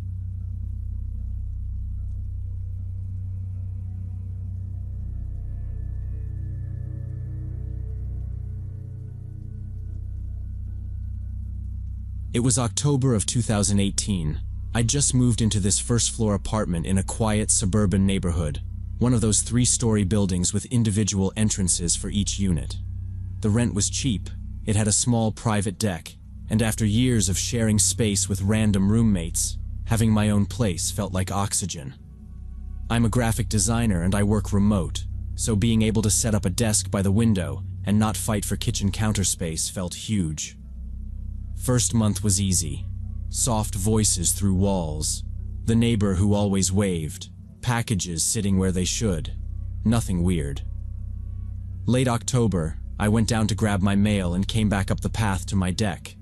And there it was on the steps. One muddy boot print with a deep tread pattern. Big. Definitely a man's size. We hadn't had rain in almost a week. The dirt in the planters had a crust on top, so whoever left it tracked in mud from somewhere else and walked right up to my door. I told myself not to overreact. People visit the wrong doors. But I took a photo anyway. Then I wiped the step with a paper towel because it made my stomach feel tight to see it. The next day I told myself it was probably the UPS guy or the landscaper. I kept working, answered emails, exported a banner set, tried to forget it. That afternoon, I stepped outside to reset my brain and saw 4 more prints. They started at the stairs, crossed my little deck, and stopped at my living room window. Whoever it was stood there, toes near the siding. I leaned in and felt grit on the sill, footprints in fine dust, toe marks like someone shifting their weight. On the glass, there was a handprint, palm and fingers, smeared like they'd pressed in to steady themselves. It was big. Male, almost certainly. The hair on my arms went up. I don't scare easy in daylight, but this felt personal in a way that's hard to shrug off. I called the property management office. The woman said, "Our cameras cover the main entrance and the lot. Individual decks are technically your private area." I told her about the prints, the handprint, how I hadn't had visitors. She said, "We can send maintenance to check the lights on the building. In the meantime, I recommend installing a camera on your deck and contacting the police if it happens again." I asked if anyone else had complained. "Not that I've seen," she said. It felt like a script. I thanked her and added a camera to my cart, telling myself I'd drive to the store the next day. That night, around 10, I was working late on a client project. I had my laptop on the coffee table in the living room. I was already on edge, so I kept the TV off and just played a podcast low from my phone. Then I heard a noise outside, a soft creak, the kind old wood makes when someone steps on it. My deck has 5 steps up from the path. It always complains when you walk on it, even in socks. I closed my laptop so the screen wouldn't light me up and crawled to the window on my hands and knees. I felt stupid for moving like that, but I didn't want to be a silhouette. I lifted a corner of the blind with 2 fingers. My stomach dropped. A man stood at my door, hoodie up. He had one shoulder angled toward the handle, testing the knob like he was being patient about it. He didn't rattle it hard, just slow, like he did this often. My door was locked. I always locked it. It didn't matter. He stayed there, focused, like I was a task he planned on finishing. I pulled my phone toward me and muted it. I didn't call 911 yet. If he heard my voice, he might panic and rush it. I needed seconds, not screaming. I slid backward into the hallway and looked for anything heavy I could hold. because that's where my brain went. Slow him down, make a barrier. Don't be an idiot. I picked up the metal broom and wedged a chair under the handle, even though I knew that trick isn't perfect on a swing-in door. It made me feel less useless. I turned off the lamp in the bedroom and stood with my back to the wall, listening. Another step, then a pause. The creak of the top board where it meets the door frame. I went back to the blinds and looked. He was closer to the handle now, shoulder pressed in slightly, watching the lock. He pulled something out of his pocket. Thin metal, maybe 6 inches. He adjusted his grip like he knew exactly what he was doing. I could see his jaw. No facial hair. Youngish. He leaned in and slid the metal to the lock and started working on the lock. I grabbed my phone and dialed 911, moving quietly toward my bedroom with a lock. The operator answered and I whispered someone was trying to break into my apartment now. She asked my address, told me to stay on the line. Officers being dispatched immediately. Metal clicks at the door, then a loud bang, then another, then another. The frame rattled, but the deadbolts held, which I felt more than heard. I locked my bedroom door and sat on the floor between bed and wall silently. The operator said units were 2 minutes out and asked me to breathe with her. I pressed the phone to my ear and counted breaths while staring at wood grain. Then everything went quiet outside, which somehow felt worse than those kicks a moment ago. She asked if I could still hear anything, and I said it stopped just now. She told me to wait until officers knocked and identified themselves by name and numbers.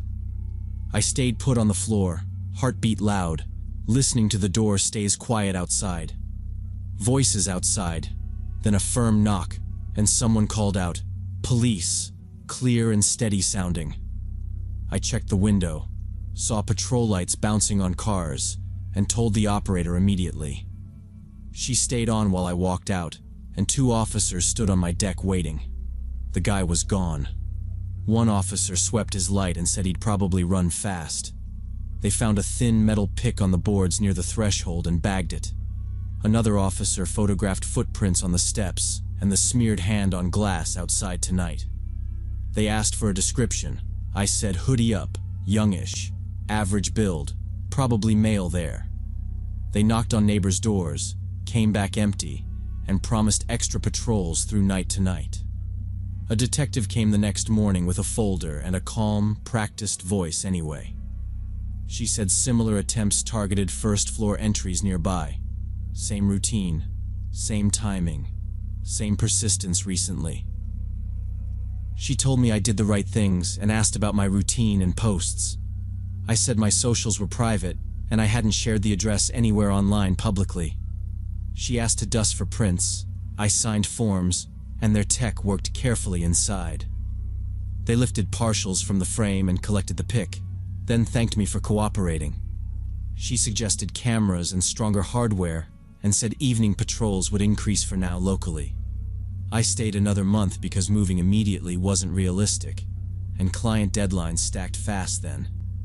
I added 3 more locks and a door bar, plus a ring camera for coverage. Management replaced the strike plate with longer screws, which looked solid on paper to me. Every outside sound set me off. Trucks, bins, footsteps, anything touching that siding out there. Twice the ring pinged person detected, and the porch was empty by playback each time. One clip showed fabric close, then a shoulder sliding away before motion ended mid-frame. I sent the clip to the detective. She said others saw the same behavior lately. I kept a hallway light on and staged shoes and keys by bed every night. Sleep happened but shallow, like waiting for old wood to creak under weight again nightly. In December, I broke my lease and moved to a 3rd-floor place with security downstairs. I paid the fee, hired movers, and avoided that deck as much as possible afterward. The detective called again. Still no suspect. More reports. Nothing strong enough for charges yet. She told me, "Do what keeps you safe." And I started over with intention anyway. I still think about the footprints on my porch and the door kicking sound nightly. I never learned who he was, or why my place was worth his time then. Maybe it was random. A man testing ground floors and counting on someone forgetting something. Maybe he watched long enough to map routines, then listened between kicks for movement inside. I hate not knowing, and how ordinary life turned into planning exits and hardware lists. I lock every door twice, park near lights, and introduce myself to neighbors early now.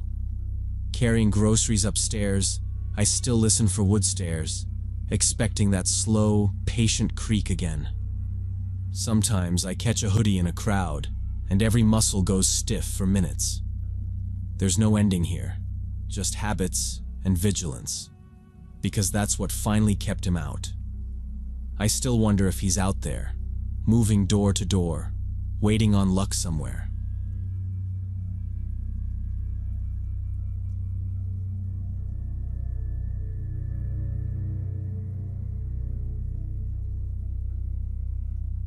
Last October, I rented a small cottage on the Maine coast for a work trip. My company was doing a 3-day training in a nearby town, and instead of staying in a hotel with all my coworkers, I decided to find something more secluded, where I could work on my presentation in the evenings. I found a listing on a short-term rental site, a white cottage with a little porch, standing apart from other houses, about 15 minutes from the training venue. The owner emailed that the key would be in a combination lockbox by the front door. He apologized that he could not meet me in person because he lived out of state and rented the house remotely. I arrived around 6 on Sunday as a light rain started. The day was quiet. No cars passed as I parked beside the porch. The cottage looked exactly like in the photos: neat lawn, white shutters, 2 wicker chairs. I took the key from the lockbox, went in, and did a quick walk through. The interior was simple but fine. An open living room with a small kitchen, 2 bedrooms, 1 bathroom. I hauled my suitcase and laptop inside, changed into sweatpants, and ordered delivery from a nearby Italian place. I set my laptop on the table, plugged in, and skimmed my slides, thinking about the questions my manager always asks. Nothing felt odd yet, just the normal first hour alone in a place that is not yours. About 40 minutes after I arrived, someone knocked. I figured it was my food early, so I opened the door without thinking. A woman around 50 stood on the steps in a raincoat, short gray hair tucked behind her ears. She smiled and said, "Hi, I am Janice, the property manager. I just stopped by to make sure the new guest is settled." Her smile was practiced. Not fake exactly, just used a lot. I stepped onto the porch so we would not drip on the floor, and she waited there holding a plastic folder inside a grocery bag to keep it dry. She glanced past me into the living room, then back at my face like she was checking a box. I told her everything was great and thanked her. She asked how long I would be staying and where I was from. 3 nights, Boston, work training, I said. She nodded and said if I needed anything, extra towels, toiletries, blankets, she lived about 10 minutes away and could drop things off. Then she asked if I wanted directions to the nearest grocery store and mentioned a pharmacy that actually stays open late out here.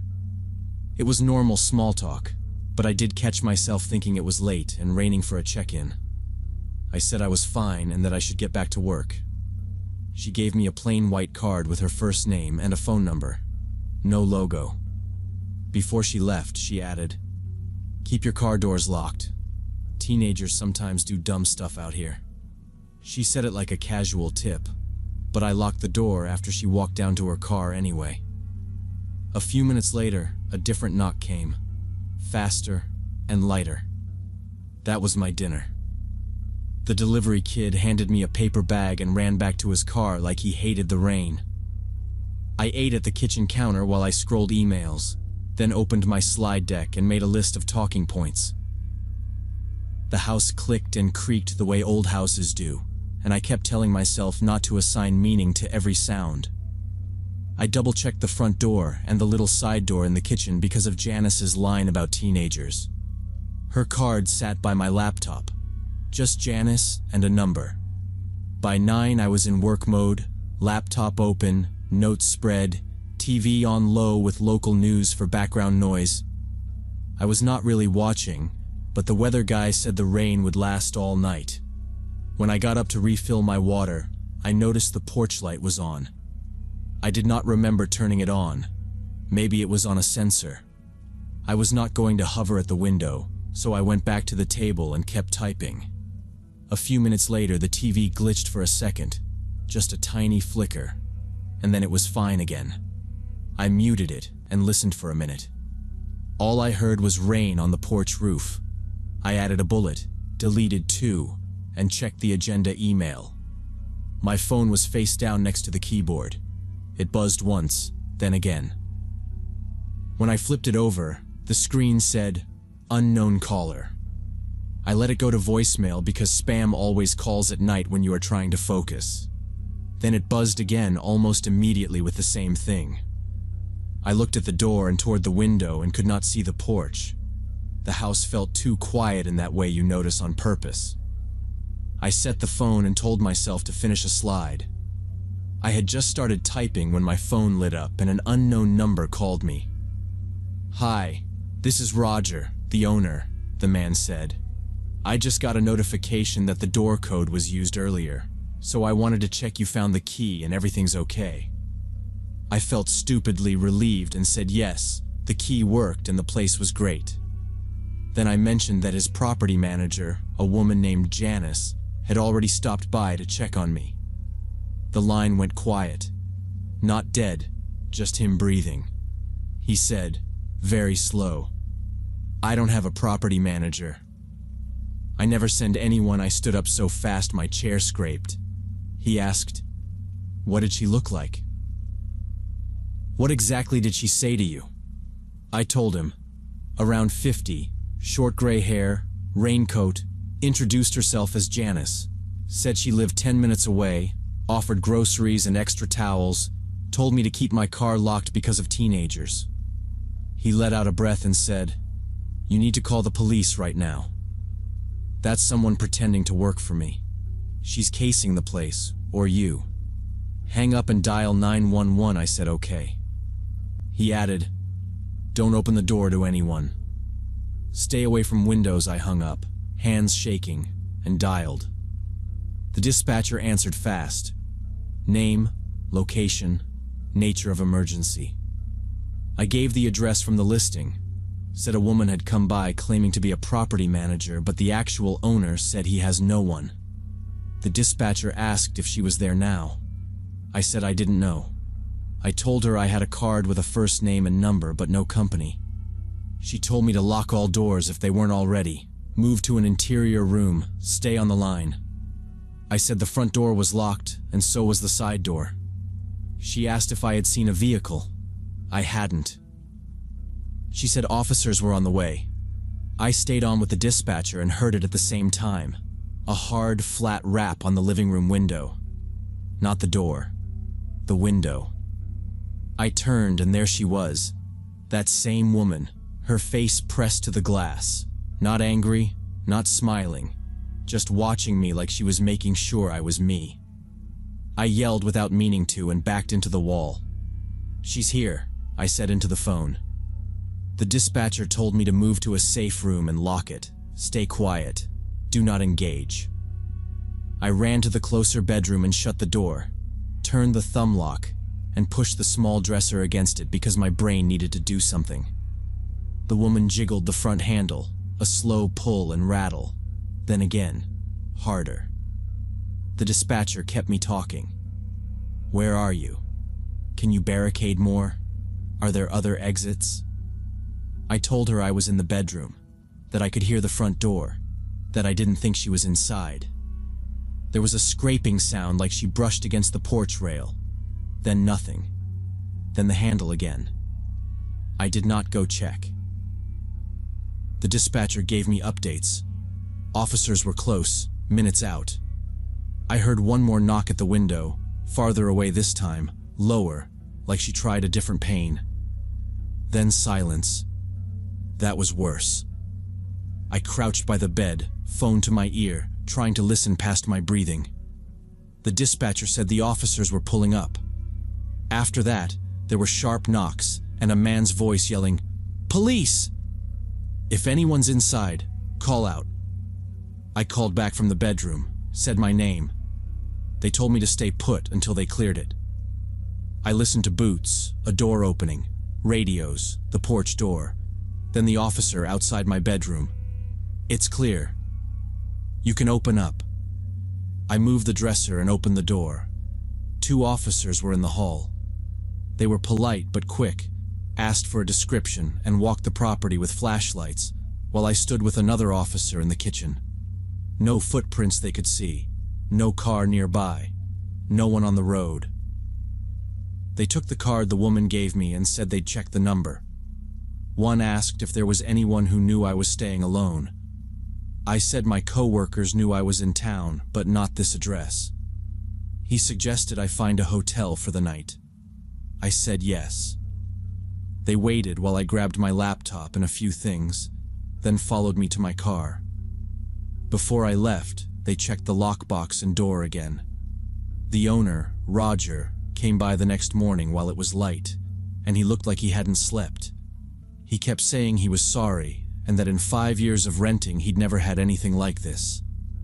The police told me later they couldn't find her. No calls about a strange car. Nothing from neighbors. I stayed with my co-workers at the hotel, and I finished the training, but that's not really the point.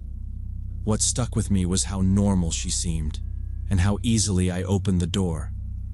I don't rent remote places anymore.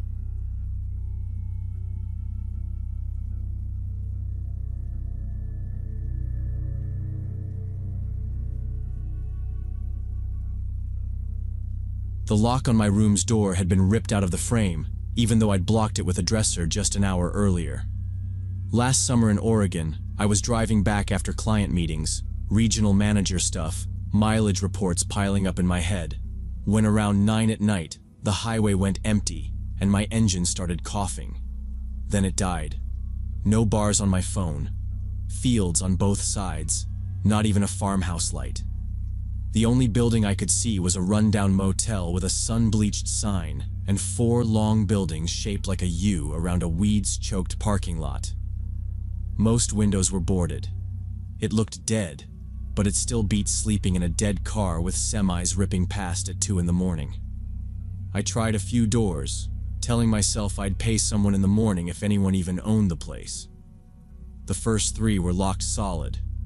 The 4th, in the far block, gave a little, and then opened. Inside smelled like dust and old carpet.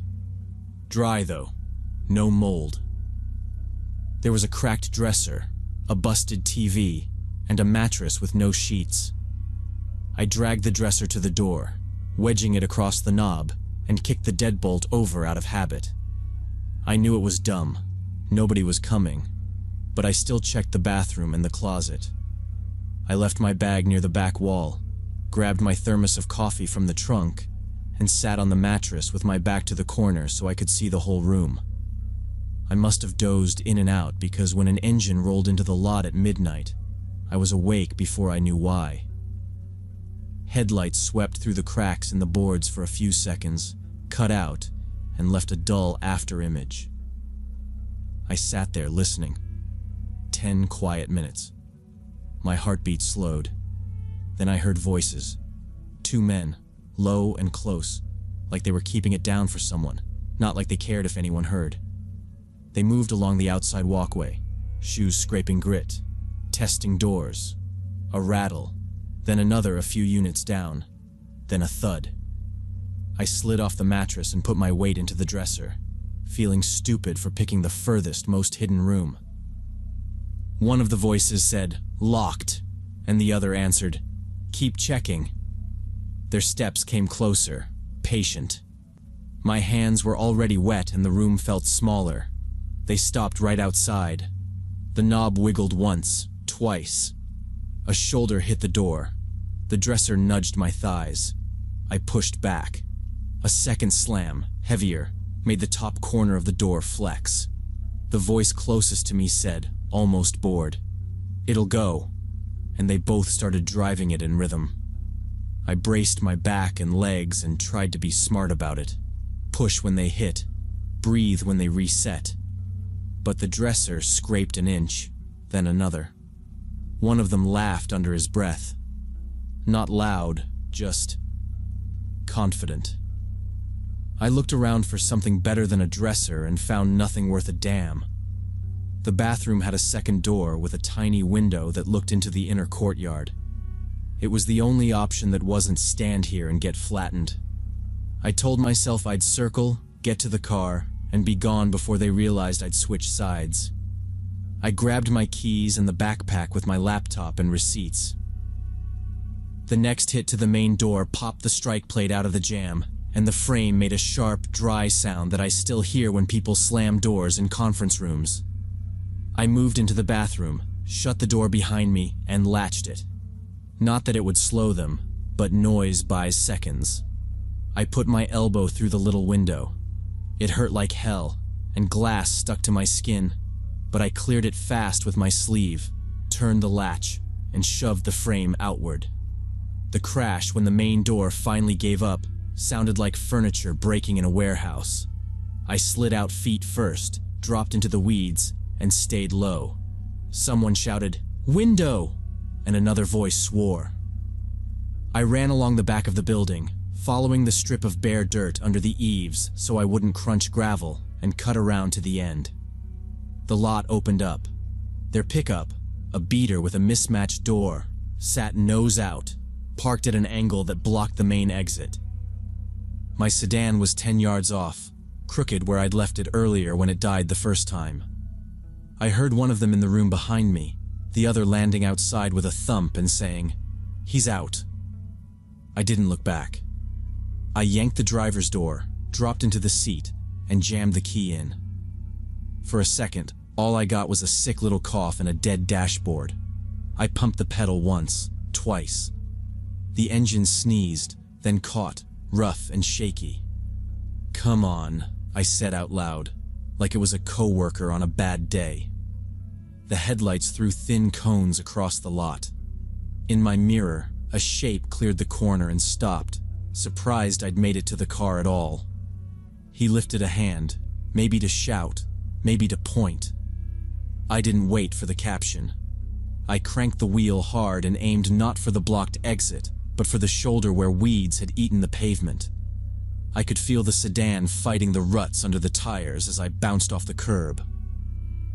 The pickup filled the windshield for a second, then slid left as I kept my foot down. I steered out through the overgrown shoulder, going around their pickup. In the rear view, two figures broke from the shadow of the building and ran for their truck. I kept the wheel steady and didn't let up. The shoulder turned back into highway and the car smoothed out. My hands shook on the wheel, and I had to tell myself to breathe because I was overcorrecting on nothing. Their headlights showed up behind me 5, maybe 6 minutes later, hard to say, and hung there like they were judging my speed. I kept it just under what would get me pulled over. If they wanted a chase, I wasn't going to hand them one right into a ditch. They stayed a few miles, sometimes dropping back, sometimes edging closer. Every time a curve came up, I pictured them trying to box me, but the highway didn't give them much. Then their lights faded. Either they turned off or they just gave up. I didn't slow. The gas pedal felt welded to the floor and my calf cramped, but I didn't dare change anything. I listened to every noise the car made and waited for the engine to hiccup again, but it held. I didn't see an open place for a long time. No houses with porch lights, no late diners, just dark road and those brief green signs that never said what I wanted. About 40 minutes later, by the dash clock, I pulled into a convenience store that had the whole lot lit up like an operating room. 2 pumps, 1 car, a bored clerk inside at a lottery machine. I parked nose out right under a light and finally let my foot off the gas.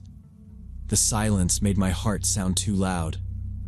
I didn't go inside.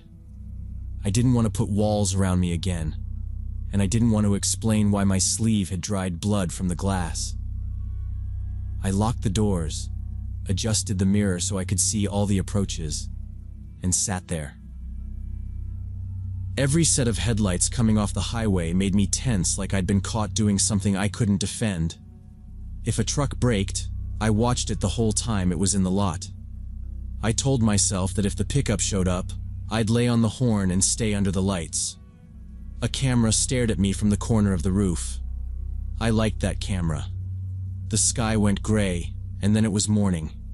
People started pulling in for coffee. I called the county on speaker so I could keep scanning the lot. I explained the highway mile marker, the dead motel, the two guys, the forced door. The woman on the line sounded tired but not surprised. She asked if I was safe now. I said yes, for the moment. She said the place was known: squatters, drugs, sometimes copper theft. "We don't get many calls that stick," she said. I asked if someone could check it out. She said they'd flagged the address, but patrols were thin and it wasn't an emergency if no one was hurt. I gave my name and number, felt stupid, then gave them anyway. She told me to avoid the area, document any damage, and call back if I saw the truck again. That was it. I got coffee, gas, and paper towels. The clerk asked if I was okay because my sleeve looked rough. I said I bumped a window in the dark and left it there. Before I pulled out, I checked my trunk to make sure nothing had been messed with. Everything was where I left it, like the night hadn't happened. I drove out in daylight and took the long way that kept me on main roads. No one followed. No one called me back. I never learned who those two were or what they planned to do if they got through that door.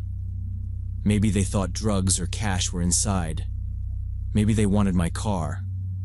Or maybe it was worse and I don't chase that thought far. A week later I followed up, and the deputy said they didn't find anything. No truck, no prints, just a broken frame in a place everyone pretends isn't theirs. That was enough for me. I don't shelter in abandoned buildings anymore, even if it's the only roof around. I'll sleep in the car on the shoulder with the flashers and deal with the ticket. I think about what happens if I don't make it through that window, if my elbow hesitates or the latch sticks, and I get stuck between a flimsy bathroom door and two guys who aren't guessing, they're sure. The dresser had maybe a minute left. After that, there was no second exit.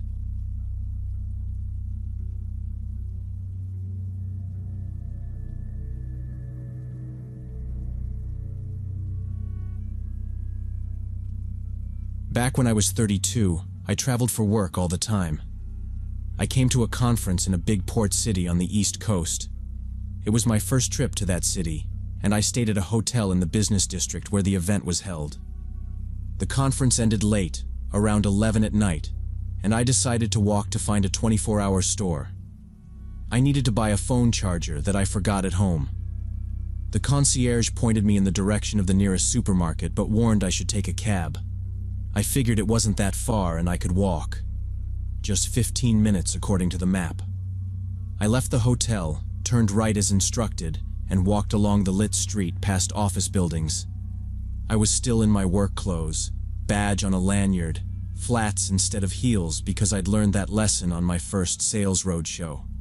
The plan was simple: grab a charger, go back, send 2 emails, sleep. The doorman said, "Ma'am, please call a car," which I heard as "please don't be dumb." I told him I'd be quick. Traffic hummed. A couple from the conference waved getting into a rideshare. I checked the map even though it looked like one straight line. 10 blocks, then a left. Easy. The first 10 minutes were normal. I passed closed shops and cafes, met occasional pedestrians heading home. Then the street started changing. Office buildings gave way to warehouses. Lighting got worse. There were no people at all. I realized I turned the wrong way. Checked the map on my phone and saw I entered an industrial zone. I needed to go back 2 blocks and turn the other direction. I turned around and walked faster, feeling uncomfortable from the deserted streets and poorly lit alleys. Between warehouse buildings were deep passages where strange sounds came from. Dogs barking and metal clanging. I quickened my pace, already regretting the decision to walk. Suddenly, a dark van without any markings stopped next to me. It rolled at my speed like it was pacing me. I kept my eyes forward and used a window as a mirror to watch it without obviously watching it. I didn't see a logo. No magnet, no plates I could read. It eased past, braked, then idled. I crossed to the opposite sidewalk without breaking stride, set on getting back to the brighter block. I considered calling the hotel, but that felt ridiculous while I was still on a public street. I put the phone in my jacket pocket so I could hit emergency without digging in my bag. The side door was open. I instinctively moved to the wall of the building and kept walking, not looking at the van. 2 men got out and silently walked behind me, staying about 10 feet away. I didn't turn around but heard their steps. They walked in sync, not speeding up or slowing down. My heart was pounding, but I tried to walk evenly without showing panic. To the turn where the lit street began was about 50 yards. I heard one of them say something to the other in Spanish but didn't make out the words. Their steps became more frequent. They started closing the distance. I scanned for options. To my right, a chain-link gate with a fat, rusted lock. Behind it, stacked pallets. To my left, a narrow alley, darker than the street, smelling like oil. No voices anywhere. I tightened my bag strap until it dug into my shoulder. If they grabbed it, I'd let it go. Phone in pocket, thumb ready. I rehearsed. Corner of... and tried to read the street sign ahead without slowing. I remembered a security briefing from another job. Pick a person and command them. Okay. If I reached people, I'd point and say, "You, call the police." One of them whistled, short and flat. The other didn't answer. That silence felt worse than a comment. It meant focus. I kept my pace steady and cut a slightly sharper angle toward the corner, enough to show intent without looking like a sprint. The glow from the main road bled over the rooftops, warmer than the cold blue light behind me. I pictured myself in a camera frame. I pictured a clerk with a buzzer and a counter. I didn't look back because I didn't need to. Their shoes on concrete told me they were closer. There was a cross street to the left, even darker. I ignored it. Straight to the light. I shifted my phone in my pocket so I could double-click for SOS without fumbling. The van's engine clicked off behind us, which somehow made it worse.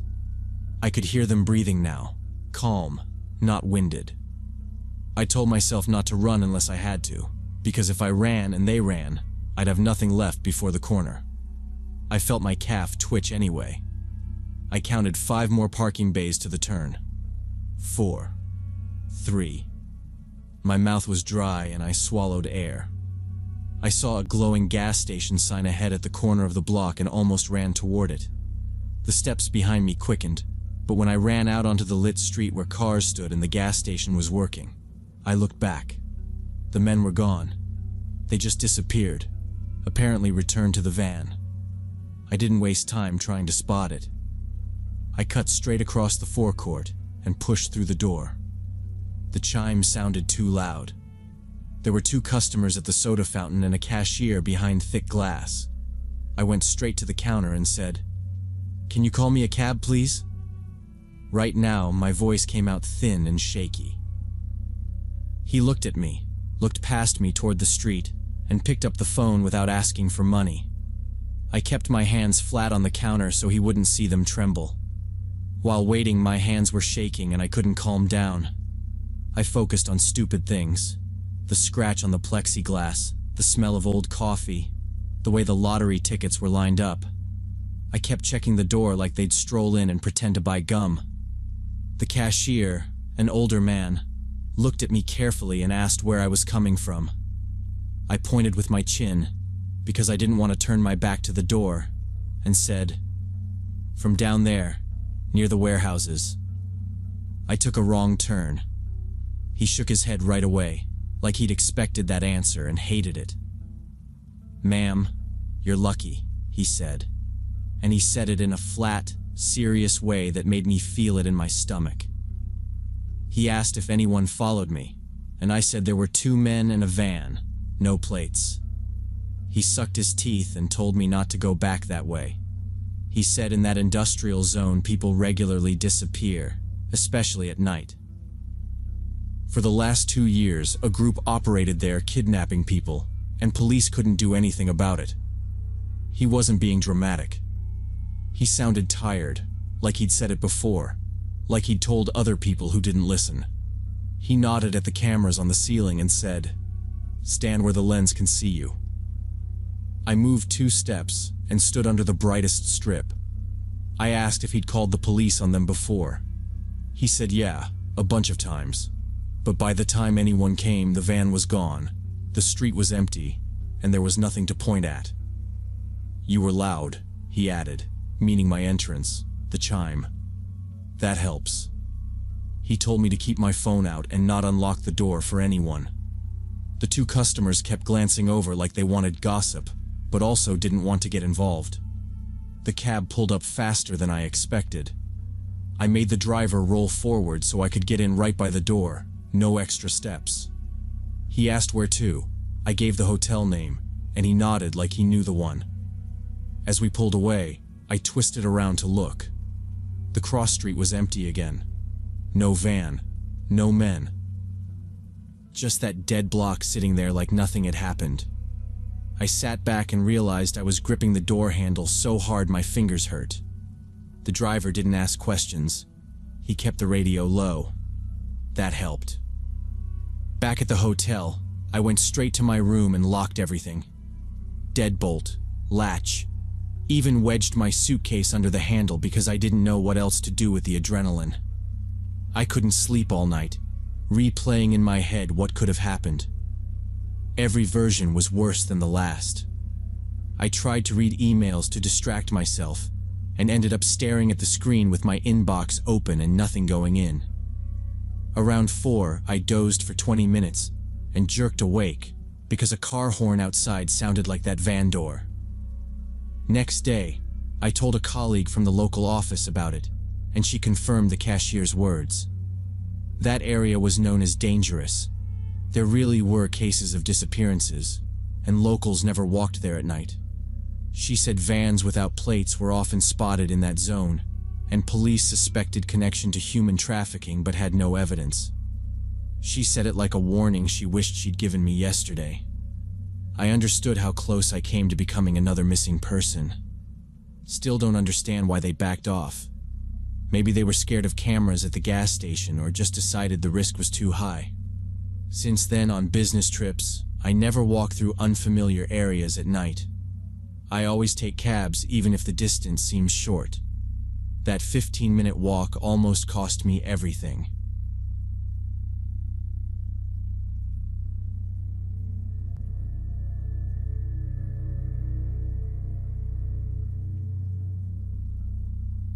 Three years ago, I was shooting abandoned buildings for architectural firms and galleries. I got a job to photograph an old textile factory before demolition. The company wanted documentation of the industrial architecture for their archives. I decided to work on Saturday morning when no construction crew would be around. I drove there around 10 and parked at the main gate of the complex. The place was huge, several brick buildings connected by enclosed walkways. I grabbed my camera, tripod, and a headlamp even though daylight was coming through the broken windows. The first 2 hours went smoothly. I photographed production halls with rusting equipment, stairwells with peeling plaster, office spaces with scattered documents. In one building, I found an old cafeteria with long tables and faded posters still taped to the walls. I shot wide, then details, a clock frozen at some forgotten time, a switchboard with labels worn clean. I kept to a plan. Start at the east end and work west, so I wouldn't lose track and repeat rooms. Around noon, I checked in with the project manager by text, then went back to work. I noted which exits were clear in case I had to bail fast. Habit from other sites. The weather was cold, but bright, and the quiet helped. A few pigeons lifted when I opened a stairwell door and then settled again. A tag on one wall had a recent date, which told me people still came through, but I hadn't seen anyone. I stuck to the main corridors and avoided roofs. Too much risk for the job, and no one was paying extra for skyline shots. In late afternoon, I hit the oldest building and marked an emergency exit with a working push bar and a fire escape outside. I also clocked a blocked stairwell on the opposite side. Fallen beams, not usable. I made a mental map. In from the gate, right through offices, out via the fire escape if needed. I got absorbed in shooting details and didn't notice the sun starting to set. It was a short winter day and darkness came early. I decided to finish one last series in the basement where there were arches and shadow lines clients liked. Going down the concrete stairs, I heard footsteps somewhere above me. I figured it was echo from my own steps. I set the tripod, took a few frames, and checked the histogram. About 20 minutes in, I heard a distinct sound, like someone dragging something across the floor one level up. I paused, listened, and heard it again. Slow scrape, then nothing. I packed the camera, went back upstairs, and called out, thinking it was a security guard or a homeless guy sheltering. "Hello? I'm a photographer. I have permission." My voice carried in a way I didn't like. No answer came, but the footsteps resumed, now closer. I stood at the top of the basement stairs and waited. "I'm heading out," I said, to make it clear I wasn't there to start anything. In the far end of the corridor, a silhouette stepped out and stopped. A person stood motionless, turned toward me. I raised my camera and used the built-in flash to see better. The strobe washed the wall, and for a second I saw him clearly. A man around 30 in a dirty work jacket with long, tangled hair. He didn't say anything, just stared at me, and there was something wrong in how still he was. No shifting, no glance at my gear, just steady eyes. "I'm leaving," I said. "I have permission to be here, but I'm heading out." I took 2 slow steps back toward the stairwell, keeping him in frame in case I needed another burst of light. Then he started walking toward me, and I saw he held a knife with a long blade. It wasn't a box cutter or a tool. It looked like a kitchen knife. Every instinct said put distance between us. I turned and moved for the stair to the first floor, but when I reached it, beams had fallen across the steps and wedged into the rail. I had noted it earlier and planned to use the other exit if I needed out. So I pivoted and ran the opposite direction toward the emergency door I'd marked. He didn't shout or run. His boots hit the concrete in a calm rhythm that made my skin crawl. I cut through a drafting room, over file boxes, and into the side hall. The metal door with the push bar was ahead. I hit it hard. It stuck for a second and then gave. Cold air and damp air mixed in the doorway. Outside, a steel fire escape dropped along the wall. I grabbed the rail, swung out, and started down. I took 2, 3 steps at a time, one hand on the rail to keep from slipping. Metal clanged above as a door banged open. I looked up and saw him step onto the landing. I went faster, almost a jump between flights. "Hey!" I yelled to no one, just noise, hoping maybe a neighbor or passing car existed out there. My foot hit the last treads wrong and I slid the last 2 steps, catching the rail with my elbow. I hit the pavement, kept my feet, and cut left along the building toward the fence gap I'd used. I risked a glance up. He leaned over the rail, tracking me without a word. I ran for the break in the fence where I'd parked. My keys were already in my hand, fob between fingers the way a runner holds them. Behind me, the thuds on the stairs got faster. No more measured pace, metal ringing with each landing. I cleared a stack of pallets, squeezed past a dumpster, and felt the fence line under my palm as I turned the corner. Boots hammered the metal above, then hit the ground behind me. He was chasing me. I burst outside across the overgrown yard to the main gate where I'd left my car, not looking back because that would slow the decision. I hit the fob, slid in, locked the doors, and gripped the wheel until my breathing steadied enough to keep the key from slipping out. I watched the doorway in my rear view and the empty gate beyond it, deciding he either stayed inside or didn't want to risk light outside. I pulled onto the road, careful but fast, checking mirrors like he could suddenly appear behind me carrying that long knife in a colder intent. I didn't call immediately because my voice shook, and I knew I'd sound unreliable, like a trespasser making excuses instead of a contractor reporting danger. I parked behind a strip mall, waited out the adrenaline, then dialed after an hour and told the dispatcher I'd been chased with a knife. She asked about injuries. I said no, shaken, and she sent officers, then later called back to say doors were secured and nobody was there. Next morning, a detective asked me to come to the station to look at something and verify exactly which building and corridors I'd worked in. I went because I wanted everything documented so the client and city wouldn't accuse me of trespassing or exaggerating to cover a missed deliverable later. In a small interview room, he opened a folder and said, "We cleared the complex and found improvised living quarters in the basement you photographed." He slid photos across: a stained mattress on pallets, canned food stacked neatly, candles puddled to stubs, and a wall covered in a blood diagram. Swirls and symbols filled the surface from floor to ceiling. I asked if it was animal blood, and he said the lab hadn't confirmed yet. From another angle, I recognized the basement where I'd shot arches, maybe 20 yards from my tripod, and my stomach dropped in a quiet way. He had me circle rooms on a printed map, and I marked the blocked stair, the fire escape door, and corridor where I'd seen him. By afternoon, he called with updates and asked me to return. Forensic tech had confirmed human blood, fresh, not smears from pipes or vandalism there. They also found a knife stuck upright in a wooden table, and a blood-soaked rag folded beside it like a tool waiting to be used. He said the man likely injured himself while making the drawings, which happens. People in crisis occupy abandoned buildings and live unnoticed for months sometimes. "We didn't locate him," he said. "Maybe he bailed when you ran. Maybe he uses service corridors between buildings. Both options make sense here today."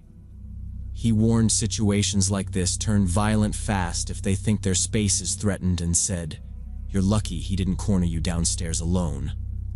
I asked about patrols, and he said they'd request extras until demolition, but resources are thin, so I should adjust my practices before close call. He photographed the bruise on my elbow from the fire escape rail, took my statement, copied permission letter, and asked for frame that showed people. I gave him everything, including flash shots where a faint outline might exist, and he said they'd call if they pulled a face or tattoo. I changed how I work. No more solo derelict jobs, radios with a partner, rules about exits, and stop if there's trash, food, or tags. I carry a first aid kit, a tourniquet, and a can of spray. It slows me down, but it beats the other outcome. I backed up the files and checked timestamps. The basement frames landed minutes before the chase, and one corner blur might be hair or glare. I sent it anyway and heard nothing further. No match, no follow-up, just a report number and the demolition date shifting again. My partner reviewed everything and said, "You were lucky." I said I knew, and he tapped the blocked stair in a wide frame and said, "That saved you." At night, I replay his silence and consider staying longer, or fumbling that door, and accept luck beat planning, so empty building gets treated occupied.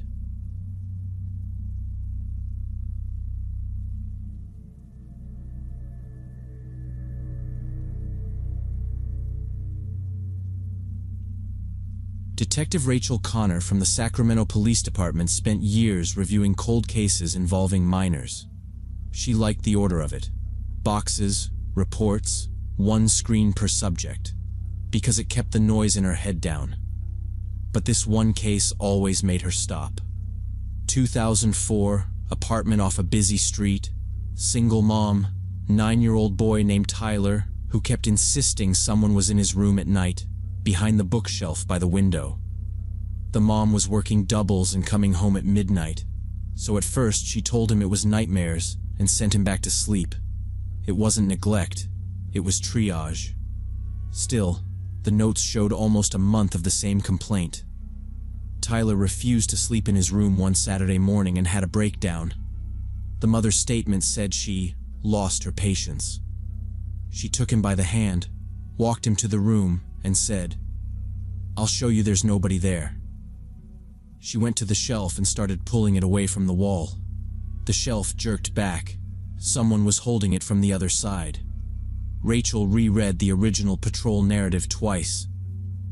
She pictured the small room, the cheap shelf, the push-pull that turned a bad dream into a crime. The timeline said the mother screamed and shoved the kid into the hallway. It tracked. People imagine they'll be brave. Mostly they get the kid out first. 6 minutes later, officers were on scene. The report had one of those plain lines that made Rachel angry in a quiet way. No injuries. Like that made it fine. Back in 2004, the responding officers found the man wedged behind the shelf in the narrow space between furniture and wall. A 40-year-old named Leon Sparks, homeless, meth in his system. He'd been slipping in through the unlocked bathroom window while the mom worked nights. He watched the boy sleep from behind the shelf. In his pockets, they found photographs of Tyler sleeping, cheap film camera prints with a timestamp strip. The lab called them low resolution but clear. The DA got a legal entry, stalking a minor drug possession. He took a plea and got 8 years. Rachel checked the prison summary. Sparks served, released 2012. Then the paper trail thinned out like it always did when people stepped off the map. In 2024, Rachel was doing a sweep. Verify current status for offenders tied to child-involved cold cases. Not glamorous, just necessary. She'd call parole offices, pull supervision logs, cross-check shelters, and hospital admits. Sparks popped up as released 2012, then completed supervision 2014. She didn't like how fast that read on a screen compared to what it meant. She told herself it wasn't personal. It still felt personal. He was under supervision for 2 years, then his trail went cold. The last known address was a shelter in Fresno. He left in 2014 and never registered elsewhere. That wasn't illegal by itself.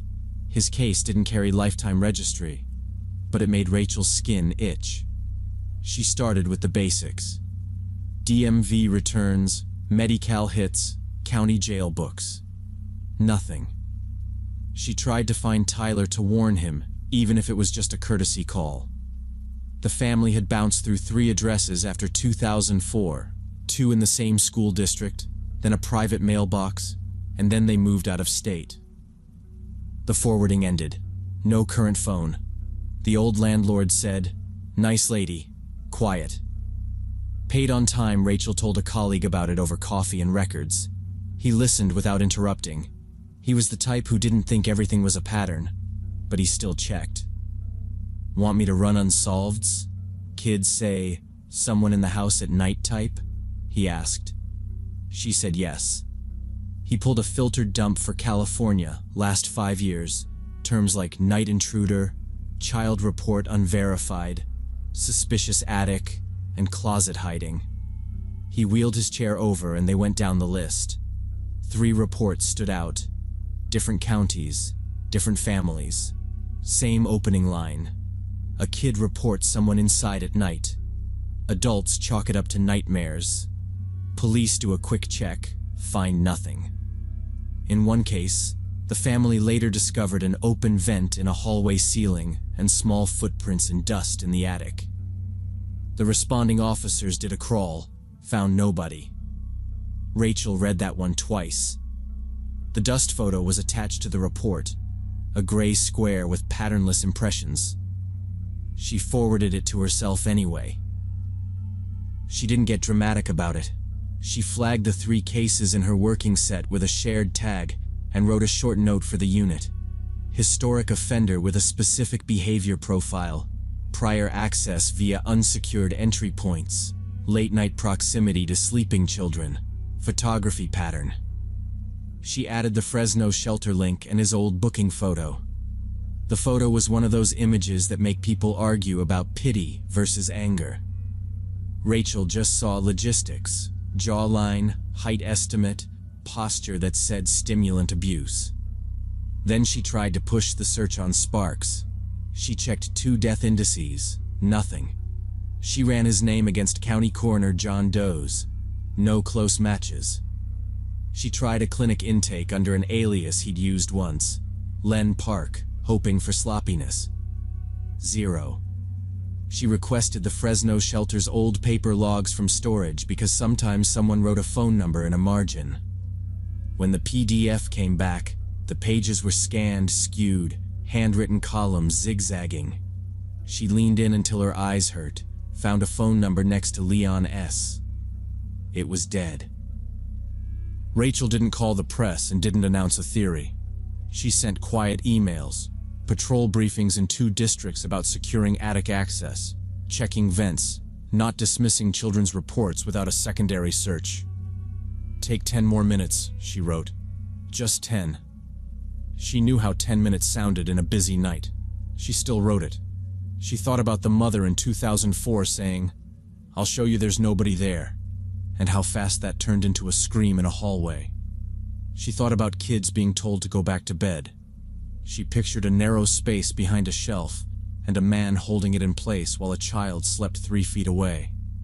Then she kept going through databases and old numbers, because that was the job, and continued searching for Leon Sparks, but the trail was dead. Rachel contacted homeless shelters across California with a short description and the old booking photo attached. She kept it simple. Male, 40s in 2014, thin, stimulant history, might avoid strict sign-in rules. Managers called back or emailed within a day or 2. Most didn't recognize the name. A few said maybe, then walked it back when she asked for dates.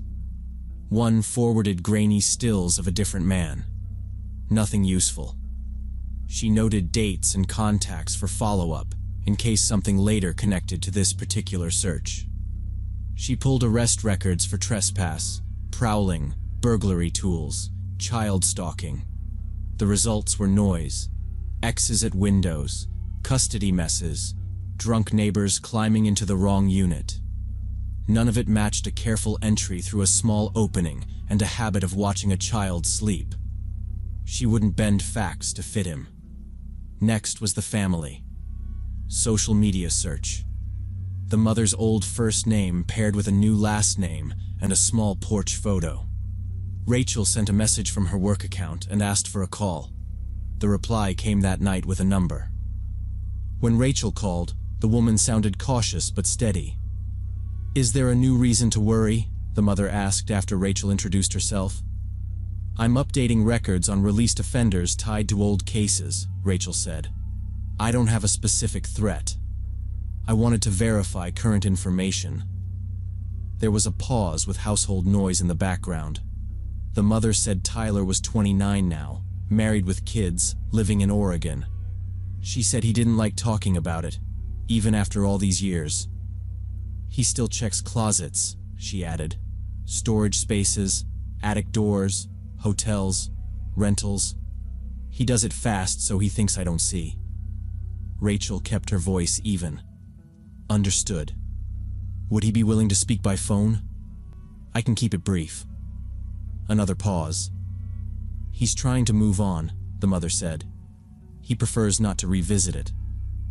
"I understand," Rachel said. She thanked her, verified an email, and ended the call. She wrote a concise contact note in the file. Rachel added an official note to the case and went back to her stack, but Sparks stayed in her head. She set search alerts across databases for his name and known aliases. Work piled up, runaways who weren't, custody exchanges that went sideways, a neighbor dispute that turned into arson. 6 months passed. Then an alert hit. A report from Portland. A family believed someone had been entering their house through a crawl space under the porch. They noticed after their 7-year-old daughter kept saying she heard scratching under her bedroom floor at night. The report listed pry marks on a vent screen and disturbed insulation near a short access door. No suspect identified. Portland sat about 3 hours from where Tyler now lived. Close enough to call. Rachel phoned Portland PD and reached a detective on property crimes.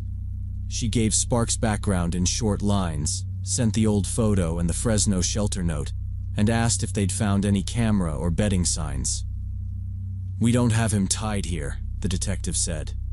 "Without something placing him in the area, there's not much we can do beyond note your info." "I get it," Rachel said. "If something turns, can you ping me?" "Sure." She emailed a brief summary for their file and added the Portland report to her flagged set. The file stayed open. Work kept going. New reports came in, and every time a child said there was someone in the house at night, Rachel thought about Leon Sparks and wondered where he was now.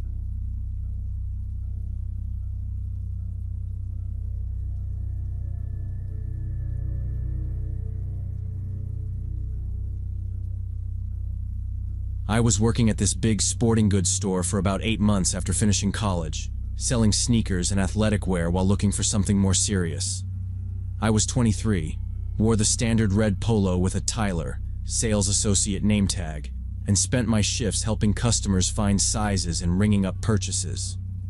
Around mid-October, this woman in her mid-30s came up to me asking for help picking running shoes for her friend, asked normal questions about sizes and models, thanked me, and left without buying anything. I forgot about her until the next week when she came back, walked straight up to me again, bought 2 pairs of sneakers, and said during checkout that she appreciated my professionalism and that I'd really helped with her choice. I smiled and thanked her like we're trained to, but 3 days later she was back for a gym bag and again waited specifically for me, even though other associates were open.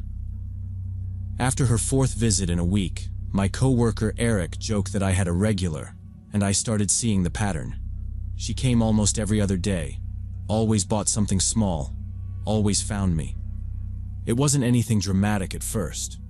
She remembered my name, which is normal, but also my usual aisle after lunch and when I took breaks. She'd stand just a bit too close at the register, not enough to call out, enough that I edged back without meaning to.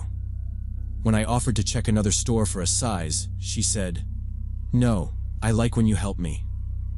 I told myself she was friendly or lonely. We get regulars.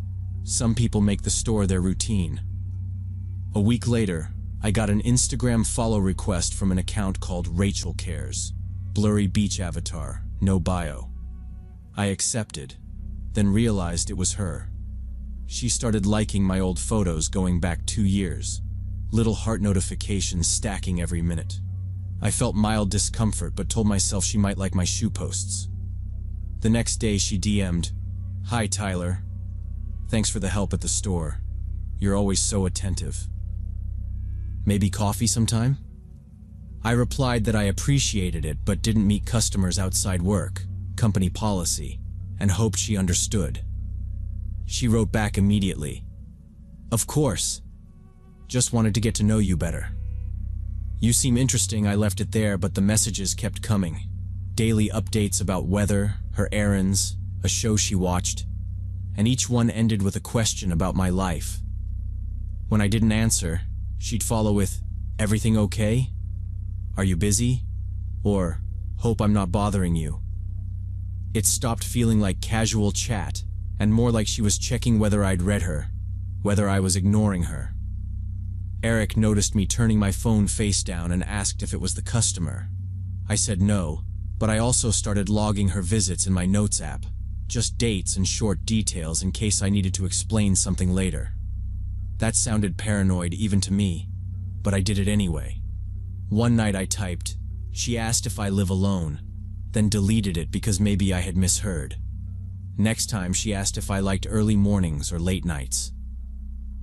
By the next week, she showed up right at the end of my shift and waited until I finished with my last customer. "I can give you a ride home, heading that way anyway," she said, smiling like it was a favor. "I've got my car, but thanks," I said. She looked disappointed and a little confused. She didn't push it. That night I blocked her on Instagram. It felt like a line had been crossed.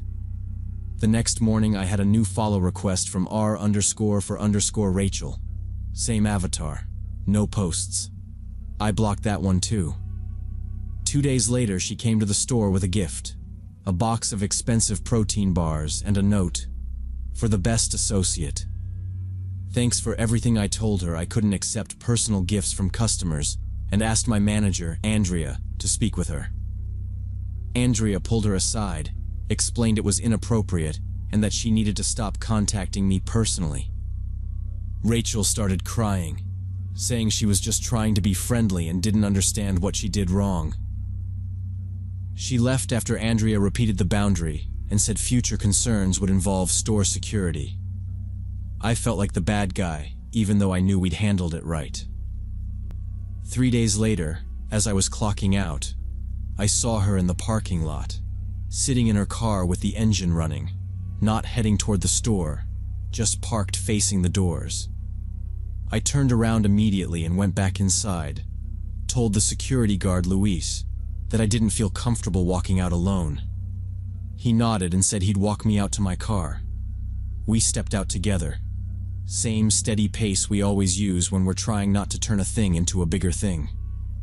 Rachel drove away as soon as she saw him. Andrea didn't argue when I reported it. She listened, asked for times and dates, and then told me she'd handle it. She banned Rachel from the store on the spot and said she'd call the police if Rachel tried coming back. The next 2 weeks were quiet. I started to think it was over until a package showed up at work with my name on it. No return address, just the store's location and a small note inside. "Hope you like it." R. It was a t-shirt in my exact size with my basketball team's logo. I gave it to Andrea and told her I didn't want it. 3 days later, another package arrived, heavier. Inside was a winter jacket, exactly the style and brand I'd posted in an old Instagram photo months ago, plus the same R note. I took both packages to the police, along with printed screenshots of the messages, the dates I'd logged from the parking lot, and Andrea's written statement that the woman had been warned. The officer was polite but blunt. No threats, no physical contact. He said to document everything, not open any new packages, and call if she appeared.